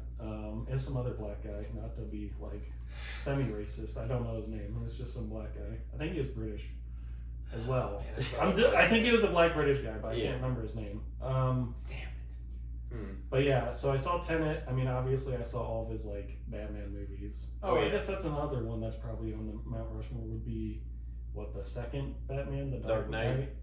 I mean, Yeah, it's up there. That movie is just like crazy good, right? Oh yeah, it's one of the best. I was gonna say Jared Leto. No, Yeah. Heath Ledger. Dark Knight's fantastic. Yeah, Heath Ledger, best Joker, killed it. But yeah, I can't. He made that Dunkirk movie, that war movie. I saw Dunkirk, but I just saw that at like my parents' place. Did That was pretty solid for like a war movie. What other like Nolans? Like I saw Memento. Obviously. Inception, Interstellar. I Matthew McConaughey was in. I saw. Yeah, So I Interstellar saw was Interstellar in the theater. I wonder if I saw Inception in the theater or not. I wonder when that came Well, out. he loves one-word titles. Well, he does. He does. Interstellar was really funny. It was like a good movie, but it was just kind of a little weird and surreal how it ended. You're like, what's going on actually? He's in like a fourth dimension space and he's time traveling. What? But then you're like, hey, I like the rest of it. It was just like a nice little adventure, and it didn't exactly make sense in the end, but who cares? Christopher Nolan's a good director. Oh, he is. He really is. What do you got next for us? Wait, did we answer on whichever one? I said underrated. The movie experience. Oh yeah, definitely. Oh yeah, that was my okay. Definitely underrated. Okay. Oh yeah, for sure. That might be the first one we all agreed on. Yeah. Yeah. This one, I don't know. I just kind of thought, because it's kind of been in the news a little bit, but it's not like anything major. And it's a little football related, but what are your feelings on Taylor Swift? I mean, I'll say I don't exactly have any opinions on her. I think her music is just fine, and that's what my answer here would be. She is Fair. fair. yeah. I mean, But she's not like I don't think, and again, this might just be, I don't want to say a bad topic, but I don't think she's in any of our like target demographics, right? Like, No, not really. No. I mean, she's really like, I would say kind of just female 20-ish kind of demographic. But she's also the biggest like pop star in the world. She's like she's literally a billionaire. one of the dating- most known people in the world right now. She's dating Travis Kelce, and that's kind of like a funny thing. I don't know if you've ever seen or heard, but the Swifties or whatever, they, you know, they like chastise her or whatever for whoever she's dating, but they really love Travis Kelce. So the Swifties, at least as I've seen on Twitter and Reddit, they have rallied around liking football. And that's good the business. The Swiftie, exactly, the Swiftie girls are starting to like football, and I don't want to say understand it, but they're starting to get it a little bit. And I think that's just kind of funny that Taylor Swift is bringing women to football. It is not a bad thing. I'm just saying the NFL couldn't do it ever. They're just like, women, please. We have like an entire pink month for you, and you guys don't like football. She's Taylor got a lot of fucking Taylor power. Swift dates one tight end, Hall of Fame tight end. Oh yeah, and maybe the best ever. And then women just come flocking to the sport. So it just be happening sometimes. She's got an army of people behind her though. She does. An arm like 60 fucking million people. That's the thing. Like I said, she literally is like the world's #1 pop star. And she doesn't seem horrible. Like conceited, like a bad person. Actually, she doesn't seem terrible or anything. Yeah. It's I don't have anything against her. You know, I wouldn't say that I'm like a fan. I don't like necessarily listen to a lot of her music, but the stuff I've heard of hers, because you hear a lot of Taylor Swift stuff just incidentally. So it's just like the stuff I've heard, I'm not like I hate this, you know. She's proven herself as like a talented artist. Yeah, I think she's definitely an artist for sure. So I have nothing against her. I thought of it because it was a little football related, a little. But it's out of the realm of Yeah. But yeah, I would definitely say fair. Yeah, I would say fair. Because I mean, she does have songs that are actually pretty fucking good. You know. Yeah, no, like I said, I don't. Did you hear that song with Post? Fortnite. I think I have. I was gonna say that's a good song. The VMAs were like like last night or something. I don't really follow any of that stuff, but I saw some of the clips and whatnot. I don't follow any of that stuff. No. Well, award shows are. I thought most award shows were kind of in the beginning of the year, but I guess they can be whenever. Different ones have different cutoff. I guess this one's what, the Video Music Awards? Yeah. Oh. Yeah. It's crazy. I don't know if it's kind of still a thing. I don't even. When I grew up, I remember watching. VH1. V8 was it like the top 25 like videos of the week or whatever? Yeah, no, that was great on like Saturday. Was or that whatever on VH1 or whatever? Or it was like the top 40 music videos was another one. Yeah, it was just whatever was popular in the moment. They would. Yeah. I remember just. No, that was awesome. Like I the remember top watching videos. that as a kid, and that was just kind of like a fun thing to watch with my family on the weekends. Yeah, and we would always like flip it on. We go to our dad's. Me and Corey would watch like with the most highlighted videos. Yeah, but the thing is nowadays, since I don't follow like bands specifically, I don't even know the last time I've even seen like a music video. I remember Gwen Stefani's fucking Bananas being on there for like so many weeks. Oh shit. Yeah, I remember like getting ready for school some mornings and it being on VH1 like, you know, like 6 a.m. or whatever, just a half asleep eating a bowl of cereal, just watching music videos. Fond memories. Yeah, I mean they still come out obviously all the time. Like a lot of the artists still make them. They're still I guess getting made constantly with their YouTube. I feel like VH1 probably exists still.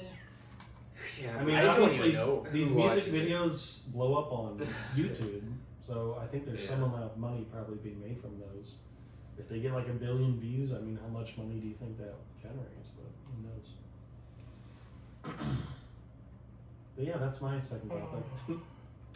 Yeah, I think we both answered fair. What would you say? I said fair. Yeah. I think she's a perfectly fine person who is. I don't have a. Well, and popularizing football. Some of the people that like.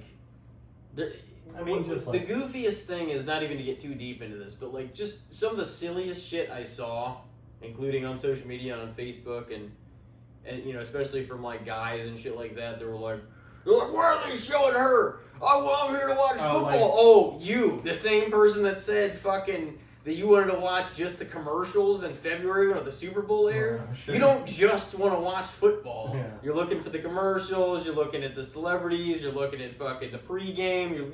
It's not just about that. Yeah, I think. And it's just stupid, like the way people say that. And they actually did studies based on like the fucking games she was at last year and everything. And like people are bitching like they showed her for half the game. The average game last year showed her for 25 seconds in all. I was gonna say that the Chiefs were there. It wasn't. Yeah. That's the thing. They might cut to None her. of it in a row. That's the thing. They might Yeah. cut to her, but they only ever show like 2 Yeah, seconds, it's like right? yeah, it's like It's one or always two like, days. and that's the thing. It's always like a reaction to a play. So it's like, Yeah. I mean, what? Usually the Travis obviously. I was gonna say if this is like television, and so do you prefer just a random cut to like the fans? I mean, maybe you do. I mean, that's fair, I guess. But I mean, in that instance, they're not exactly like they're not like showing her instead of the football. They're showing her specifically for her reaction to the football game. So Mhm. it's not like they are showing her off, but it technically has a reason for the game. So Yeah, I mean. and they would probably just be showing random other. Yeah, well, Cut that's the thing. They anyway. always show a lot of the celebrities. Yeah, You know what I mean? Yeah, So, I mean, I don't know. That's a pretty powerful person to get to your games every week. So, I mean, I don't know if it's not bad business. Roger for Goodell anybody. is just like lucked into a freaking. The Chiefs are like gold mine. literally in. That's the thing. And that's the is, thing. like, the Chiefs already like are the best. They team, are.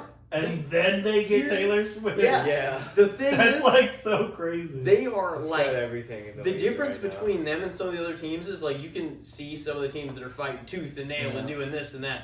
The Chiefs are this good, and they look like they're just having fun out there. I They think literally look like they're Oh just yeah, they're having a having great a good time. fucking time. Taylor Swift's having a great time They're in the like- stands. It's just a blast Yeah. for the Chiefs. Yeah, Everybody's just everything's like, just "Fuck fucking- you." Paradise for them. Yeah. That's honestly why Taylor Swift's getting so much hate. Because anybody that's not a Chiefs fan is like, fuck them. Well, I mean that's the thing, And especially anybody as far that as is a Chiefs fan and they're just like an old head that's like a football purist and doesn't get it, they're just like, what the fuck is this about? I mean it's Fuck just the like young it's just people." like a fandom thing. You ever like watching a game and your team's losing? You're just mad at everything. And Yeah. it's like, Everybody always wants to blame the refs. but that's the thing. Everybody loses. They try to to the find Chiefs. reason. Yeah. So since everybody loses to the Chiefs, everybody finds do. reasons to hate them, And the thing and they're is, like, "Fucking Taylor Swift, fucking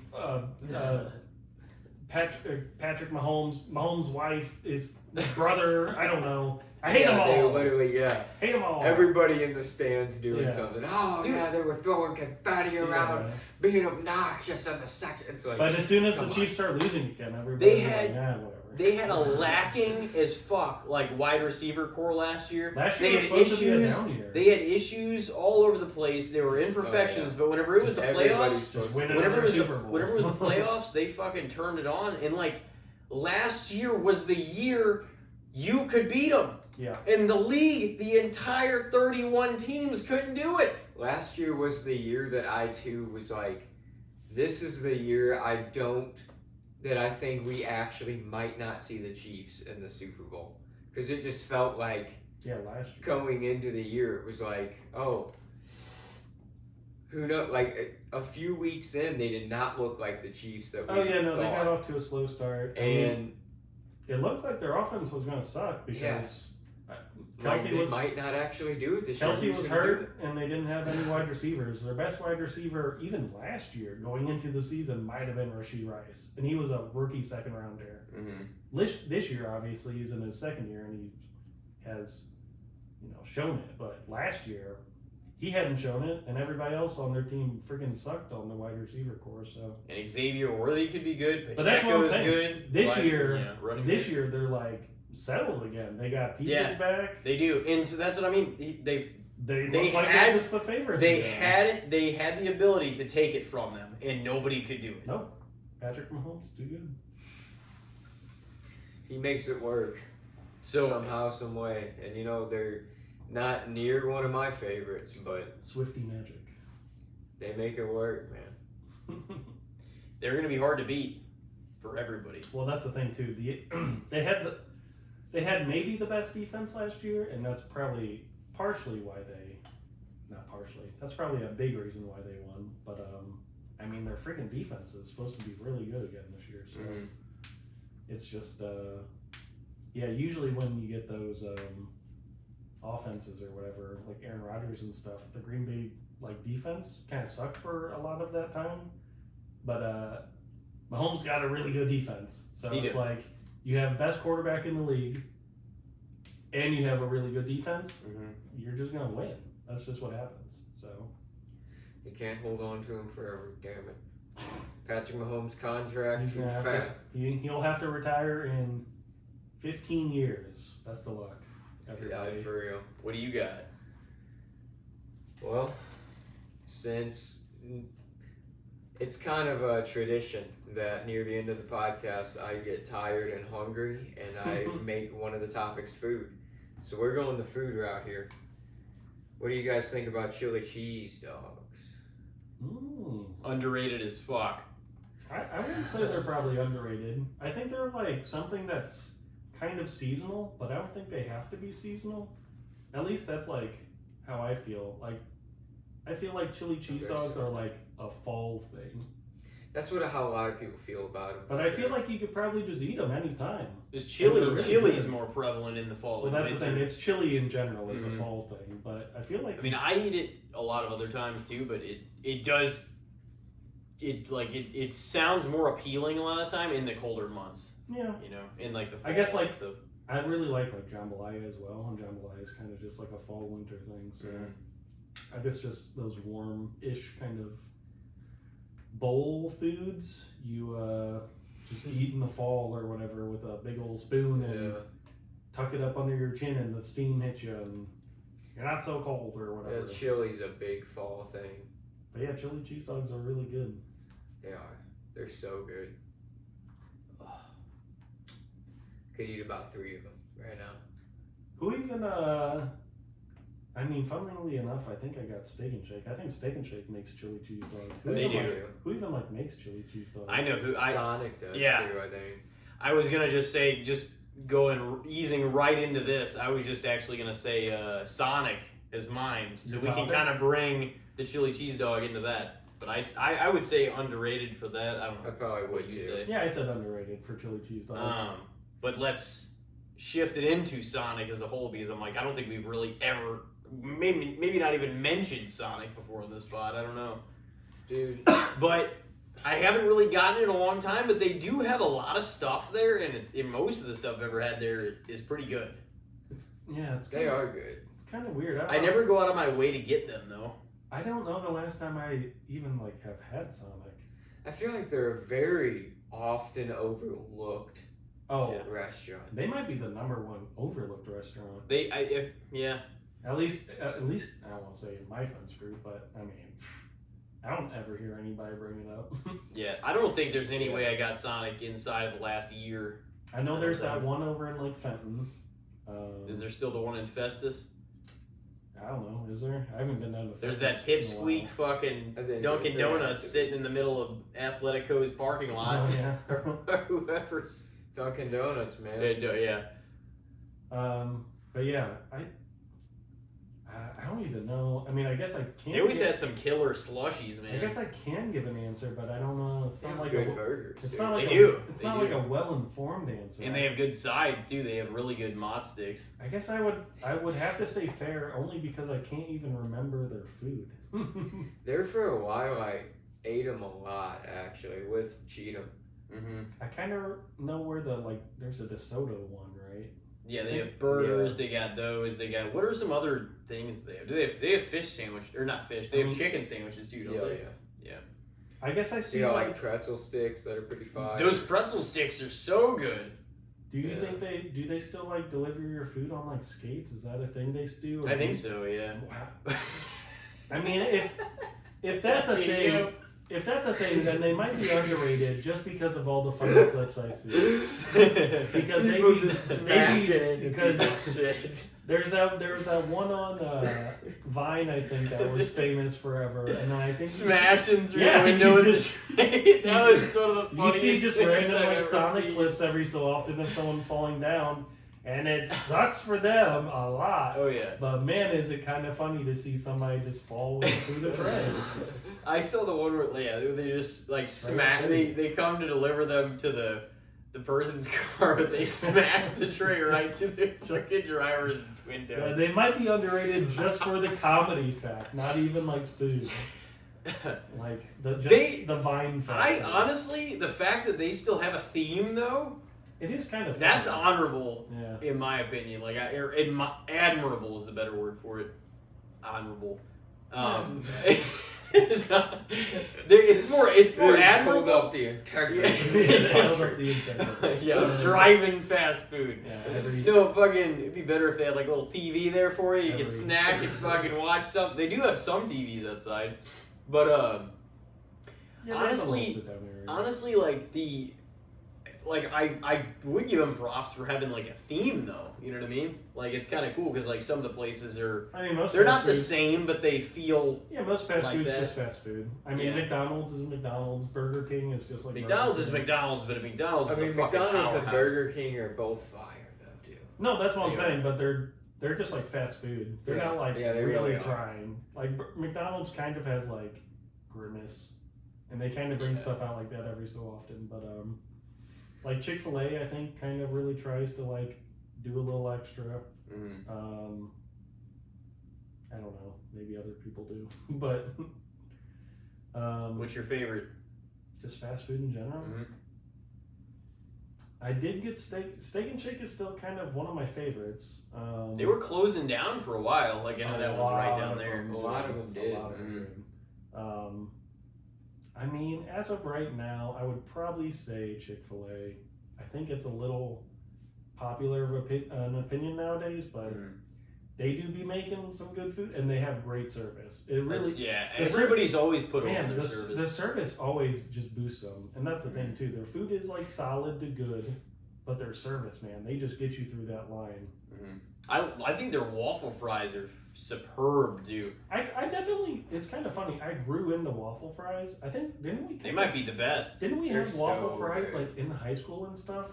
And then they kind of I sucked. think occasionally, but the waffle fries they gave us were ass. Remember No, that's those what I'm saying. smiley faces? Exactly. That's what I'm thinking. They gave us like It was those pasty. they gave us ass like shit ass. ones. They gave us like ass waffle fries and those just smiley face potatoes, and you're like, I'm just eating like a raw potato here, basically. You're right though about them hustling up that line. They got two. Literally, me and my girlfriend went there the other day, like through the drive-through line, because sometimes we order it ahead of time and just go through. And even if you have to sit through the drive-through, it's like one after the other. This guy came. I was 3 cars back. He came walking through the window area with my order in hand. And was just like, here you go, this is yours. He like read the order off. I'm like, yep. And then he just is like, I'll get you out of the line. And he stood out there and like waved me out in traffic. And I was Yeah, I like, mean, fuck yeah. I don't know which one that was, but yeah, if you go over to the one just by South County Mall, I mean, I've seen it kind of just like the line loops around the building. I've seen them like delivering food like just at the like windows people order at, but obviously people are taking the orders with their like iPads or whatever. But like someone at the very front is like stuck for some reason, and then everybody else is just getting their food behind them. So whenever this guy's done, you got like 10 cars to go through. So yeah, they're killing it that way. Well, they always. It's not a bad gig though, too. If you're like trying to work there I hear, and you have off every single Sunday. well, Yeah, the religious like, reason that's a- is just like a But bonus. that's a hell of a deal though. Oh, at yeah, the same no. time. I would have to Oh, yeah. assume, I don't truly know, but I would have to assume the amount I don't go too often, maybe once or twice a month, but I am seeing like the same people, and maybe that's a bad thing, but I'm taking it as a good thing that they like working there enough to where they're not quitting. Mm. But The turnover I've is not seen bad. some of the same people for like 5 years, and some of those people I've seen change uniforms into what I'm assuming, but I don't know, or at least kind of managerial roles. So it looks like there's somewhat of a management promotion opportunity. I don't know. Mm. it doesn't seem that horrible of a place to work. And I've worked in actual fast food, Long John Silver's, which was horrible. I So worked at Burger King. Still, And I to worked this at Arby's. day, one of the I think maybe the hardest job I ever did. oh yeah, I mean, freaking, I was like 16 working at Long John Silver's. I was burning myself with oil, and then you're like having to clean up that entire freaking oil laden kitchen by yourself at 16, and like nobody's helping you because Scrubbing the desk. I'm in the kitchen, and then everybody who works the cashier register just like mops the floor and leaves, and they're like, okay, Ryan, go fuck yourself. And I'm like, brother, I have to like clean all of this shit back here by myself. That was the worst. Dude, yeah, I hate. For I would like never minimum wanna wage, do the it was front like end. $6.75. back That's what I then. mean. I got It was paid horrible. not jack shit. You at that honestly job, had to and It work. was the hardest work I've It was maybe. terrible. It was demanding for the amount of pay you got. No, I it mean, was. for It was. It was a sure. lot. It was like.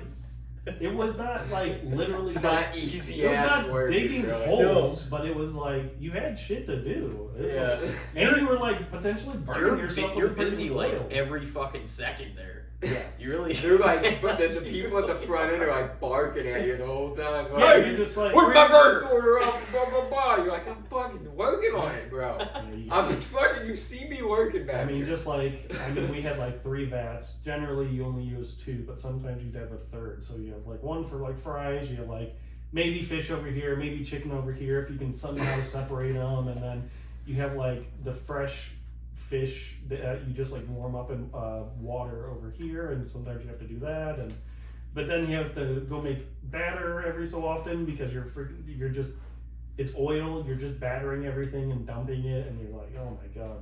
And then you have hush puppies, which I kind of forget how those were made. I think you just threw them in the oil as well. So whatever. Yeah, honestly, like Just Long oil John up all. Silver's. Yeah. Long John Silver's, I didn't think was too bad though. I like them. As Them food, and Captain D's both They're not okay. too bad. Mm-hmm. I'm not like a fish person, so I don't really care for them. But They got chicken. no, like I said, I mean, same thing. You technically got free food while you're there. Yeah. Tried to not eat it as much as I could, but it was free food. Yeah. I think we all pulled a little of that. Oh yeah, that's what was the good thing about working the back. See the front end people. I think we all worked the back end from the sounds of it. There are definitely some. I mean, I didn't. Back line. I never like hated the people I worked with, but some of the frontline people are cooler than others. Mm-hmm. So you Yeah. definitely. No, I enjoyed them too. The drive-through person's But I always would just not want to barking do at their everybody. job.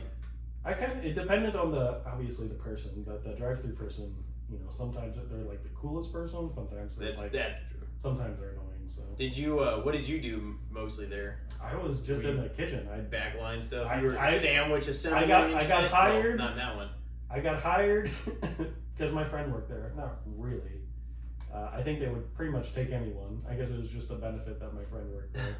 But I was like, hey, I'd love to be a cashier guy because I don't want to be in the kitchen. And they're like, okay, we'll see. And then I was in the kitchen the entire time. So How long did you work there? it was 1 year, which I could have maybe stayed longer, but man, that job sucked ass. So I got out of there after a year. Yeah, that's. I like my parents were so disappointed whenever whenever I quit.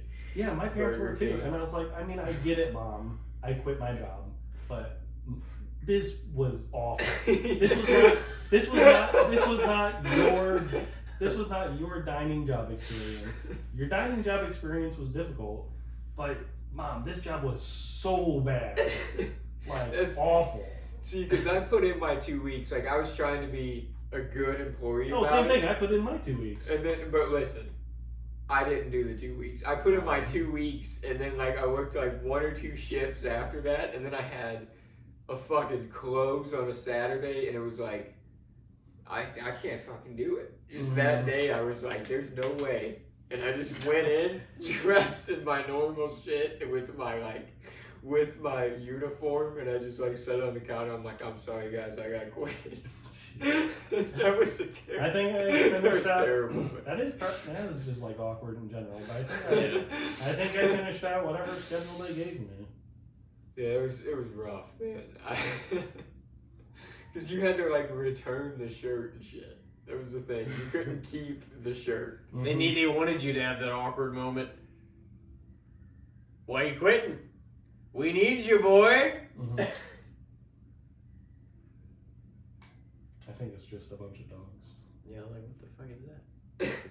Kind of sound like coyotes. Oh, I mean, no, you do do have, like, fields over here. Man, this is not a I good was thing gonna- that he's concussed again. What the Yeah, fuck? he's probably. I mean, again, with the severity and how much he's had concussions in the past. If it's bad enough, he might just be out for the year.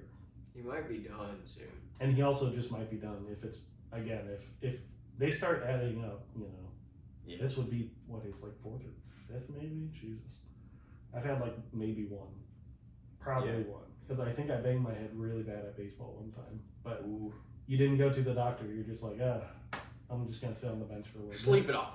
I think I had one. I didn't immediately sleep it off. Horrible advice. As a- Sleep it off. As a kid, I think I was. Ben, you'll be alright. As a kid, I think I just like tripped in the outfield, and I was like, "Hey, coach, I'm Ooh. gonna sit on the bench." Yeah, I'm pretty sure I had to get one time because I passed out and like fell into metal, like, and just couldn't catch myself at all because I was falling. So I just whacked my head off it, and I literally like heard the ring in my ears. It was just like, You fucking clocked yourself. yeah, Rung your bell. That's why they say that. yeah. I think I've gotten hit in the head like once or twice with like a baseball.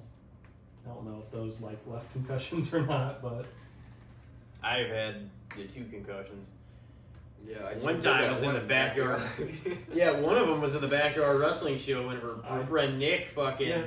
he meant to just hit me over the head, and just take it in the forehead, and it slips out of his hand and he just clocks me right in the damn head with it, and I just fall back, and like my vision, it literally just kind of squeezed into like nothing, like it just went black for like 5 to 8 seconds. And I was like just laying in the middle of the ring, and I was just like, I just got back up, and I was like, I'm gonna just try to work this off, and I don't know what just happened. I mean, I'm sure My bell got fucking wrong. I was gonna say, I mean, I'm sure you know, obviously, but I mean that kind of just sometimes happens in wrestling. Things just go bad, and you're like, well, I have to just kind of act this out. It does. So it happened then, but I didn't entirely know. And then they said, like, Brendan, some of them said, like, later when we were about to go to sleep and stuff, or, like, whenever, like, I was, like, twitching, and that's, like, a sign whenever you're going to sleep. Well, yeah. Dude, and I didn't even really, like, I didn't go right to sleep. I stayed awake for, like, a good majority of the night. But then I just went to sleep, and then they're just like, yeah, you were... And I was like, oh, shit. And, like, I had a big knot on my head, too. Not great. And then the other time that I got was when I was in the accident. And I got a concussion from that. Well, My head bouncing off the fucking pavement. A lot of stuff. And that was like one of the lesser Yeah. worries, Yeah. as weird as it sounds. That was probably the worst one too, concussion wise, that you had. I don't know, honestly, because I felt, because of all the other stuff I had, that one didn't feel as bad of a concussion by the time I woke up as kind the of one. to the worries. Yeah, is the one that Nick gave me. That one I felt the pain of. The other one I had so many other injuries from that by the time I woke up after that like week, I didn't really feel that. You know what I mean? Even if my bell was wrong. But those are the only 2 known ones I have. I don't think I've hit my head hard enough to get a concussion other than those 2 occurrences. And it'd be great not to get another one, Yeah, no, I mean, they're, like I said, they're bad, especially because when you start racking them up, they just get worse. Oh, yeah. Well, and it's so bad for your brain. It's not meant to, like, I mean, it's not meant to be shaking I was around gonna like say, that. it's literally a brain bruise, so Yeah. not great. Well, boys, is it getting to be that time? How you feeling? You guys want to, if you have another one to throw out there, you can throw one out. I don't actually have one at the I don't moment. have one either. Oh. I think that could probably be it. I Okay. had like a whatever one. I didn't really. You didn't have any investment in it? Nah, not really. You sure? Yeah. Okay. Well, should be one hell of a football season. Guess we're a little bit in now. I'm hoping. I'm gonna be trying to pay attention. Obviously, got all my school stuff I'm gonna be focusing on, but should be a good one. Hopefully my team does better than week 1. So make the playoffs because I didn't make them last year. That makes 2 of Me us neither. because I did not have a successful week 1 in our league. In my other one, I did, but sometimes whenever you have 2, 3 leagues, whatever, it's hard for it not to be conflicting. Like I was playing against my players in one league whenever I had them in another last week, and I was just like, I hate this. Several of them. I used to be in like work leagues, especially when I was at Deerberg's. I would join, and I actually prefer one league because, like you said, you don't end up even like potential conflicts. It's a conflict of interest, man. Because as much as even back then, I really only cared about my friend league, I still kind of wanted to win my work league. Mm-hmm. So, yeah, if you ever end up having conflicts, you're like, this is literally eating at my heart. So, I don't want this conflict anymore. It's almost like the worst thing you can do to yourself, and this is what we all end up doing, is like drafting some of the same players, but not all. It'd almost be better, and it's going to be damn near impossible for you to replicate it, or drafting none of the same players is a good idea. But honestly, the worst thing you could do is probably drafting a mix of the same guys. Yeah. It's like, and that's what I end up doing pretty much every. I think I did a little bit about it this year, but you end up like, I mean, just if you research, you end up targeting a couple guys, and you're like, oh, I got them, but then some of these other guys I didn't get. Or if they actually are the best on the board at the time you're looking, it's hard. Even if you already got him, it's hard to look past him because you're like, man, I know that what his potential might be. You know what I mean? Why would I pass him up whenever I have the opportunity to get him again? You know. But sometimes it doesn't pan out. Sometimes it's a double whammy. Sometimes you fuck up and double down on a quarterback. Me and Elijah drafted like Aaron Rodgers and we're in different leagues and stuff, but we both drafted him last year, and then that shit happened the first game. four plays in, yeah. And I drafted him first. I get injury plagued like every damn season. So I mean, last year, it depends obviously, but last year kind of sucked for me because I was first overall pick. I took Justin Jefferson. He balled out for the first like 6 weeks. Pulled a hammy, was out for like 8 weeks. Yeah. So it's like, man, what do you even do? Because this guy was doing awesome for me, but then he's costing me the playoffs because now he's hurt. And just sitting him in the injury reserve. But yeah. I mean, real quick, I have followed these one YouTube football guys, fantasy footballers.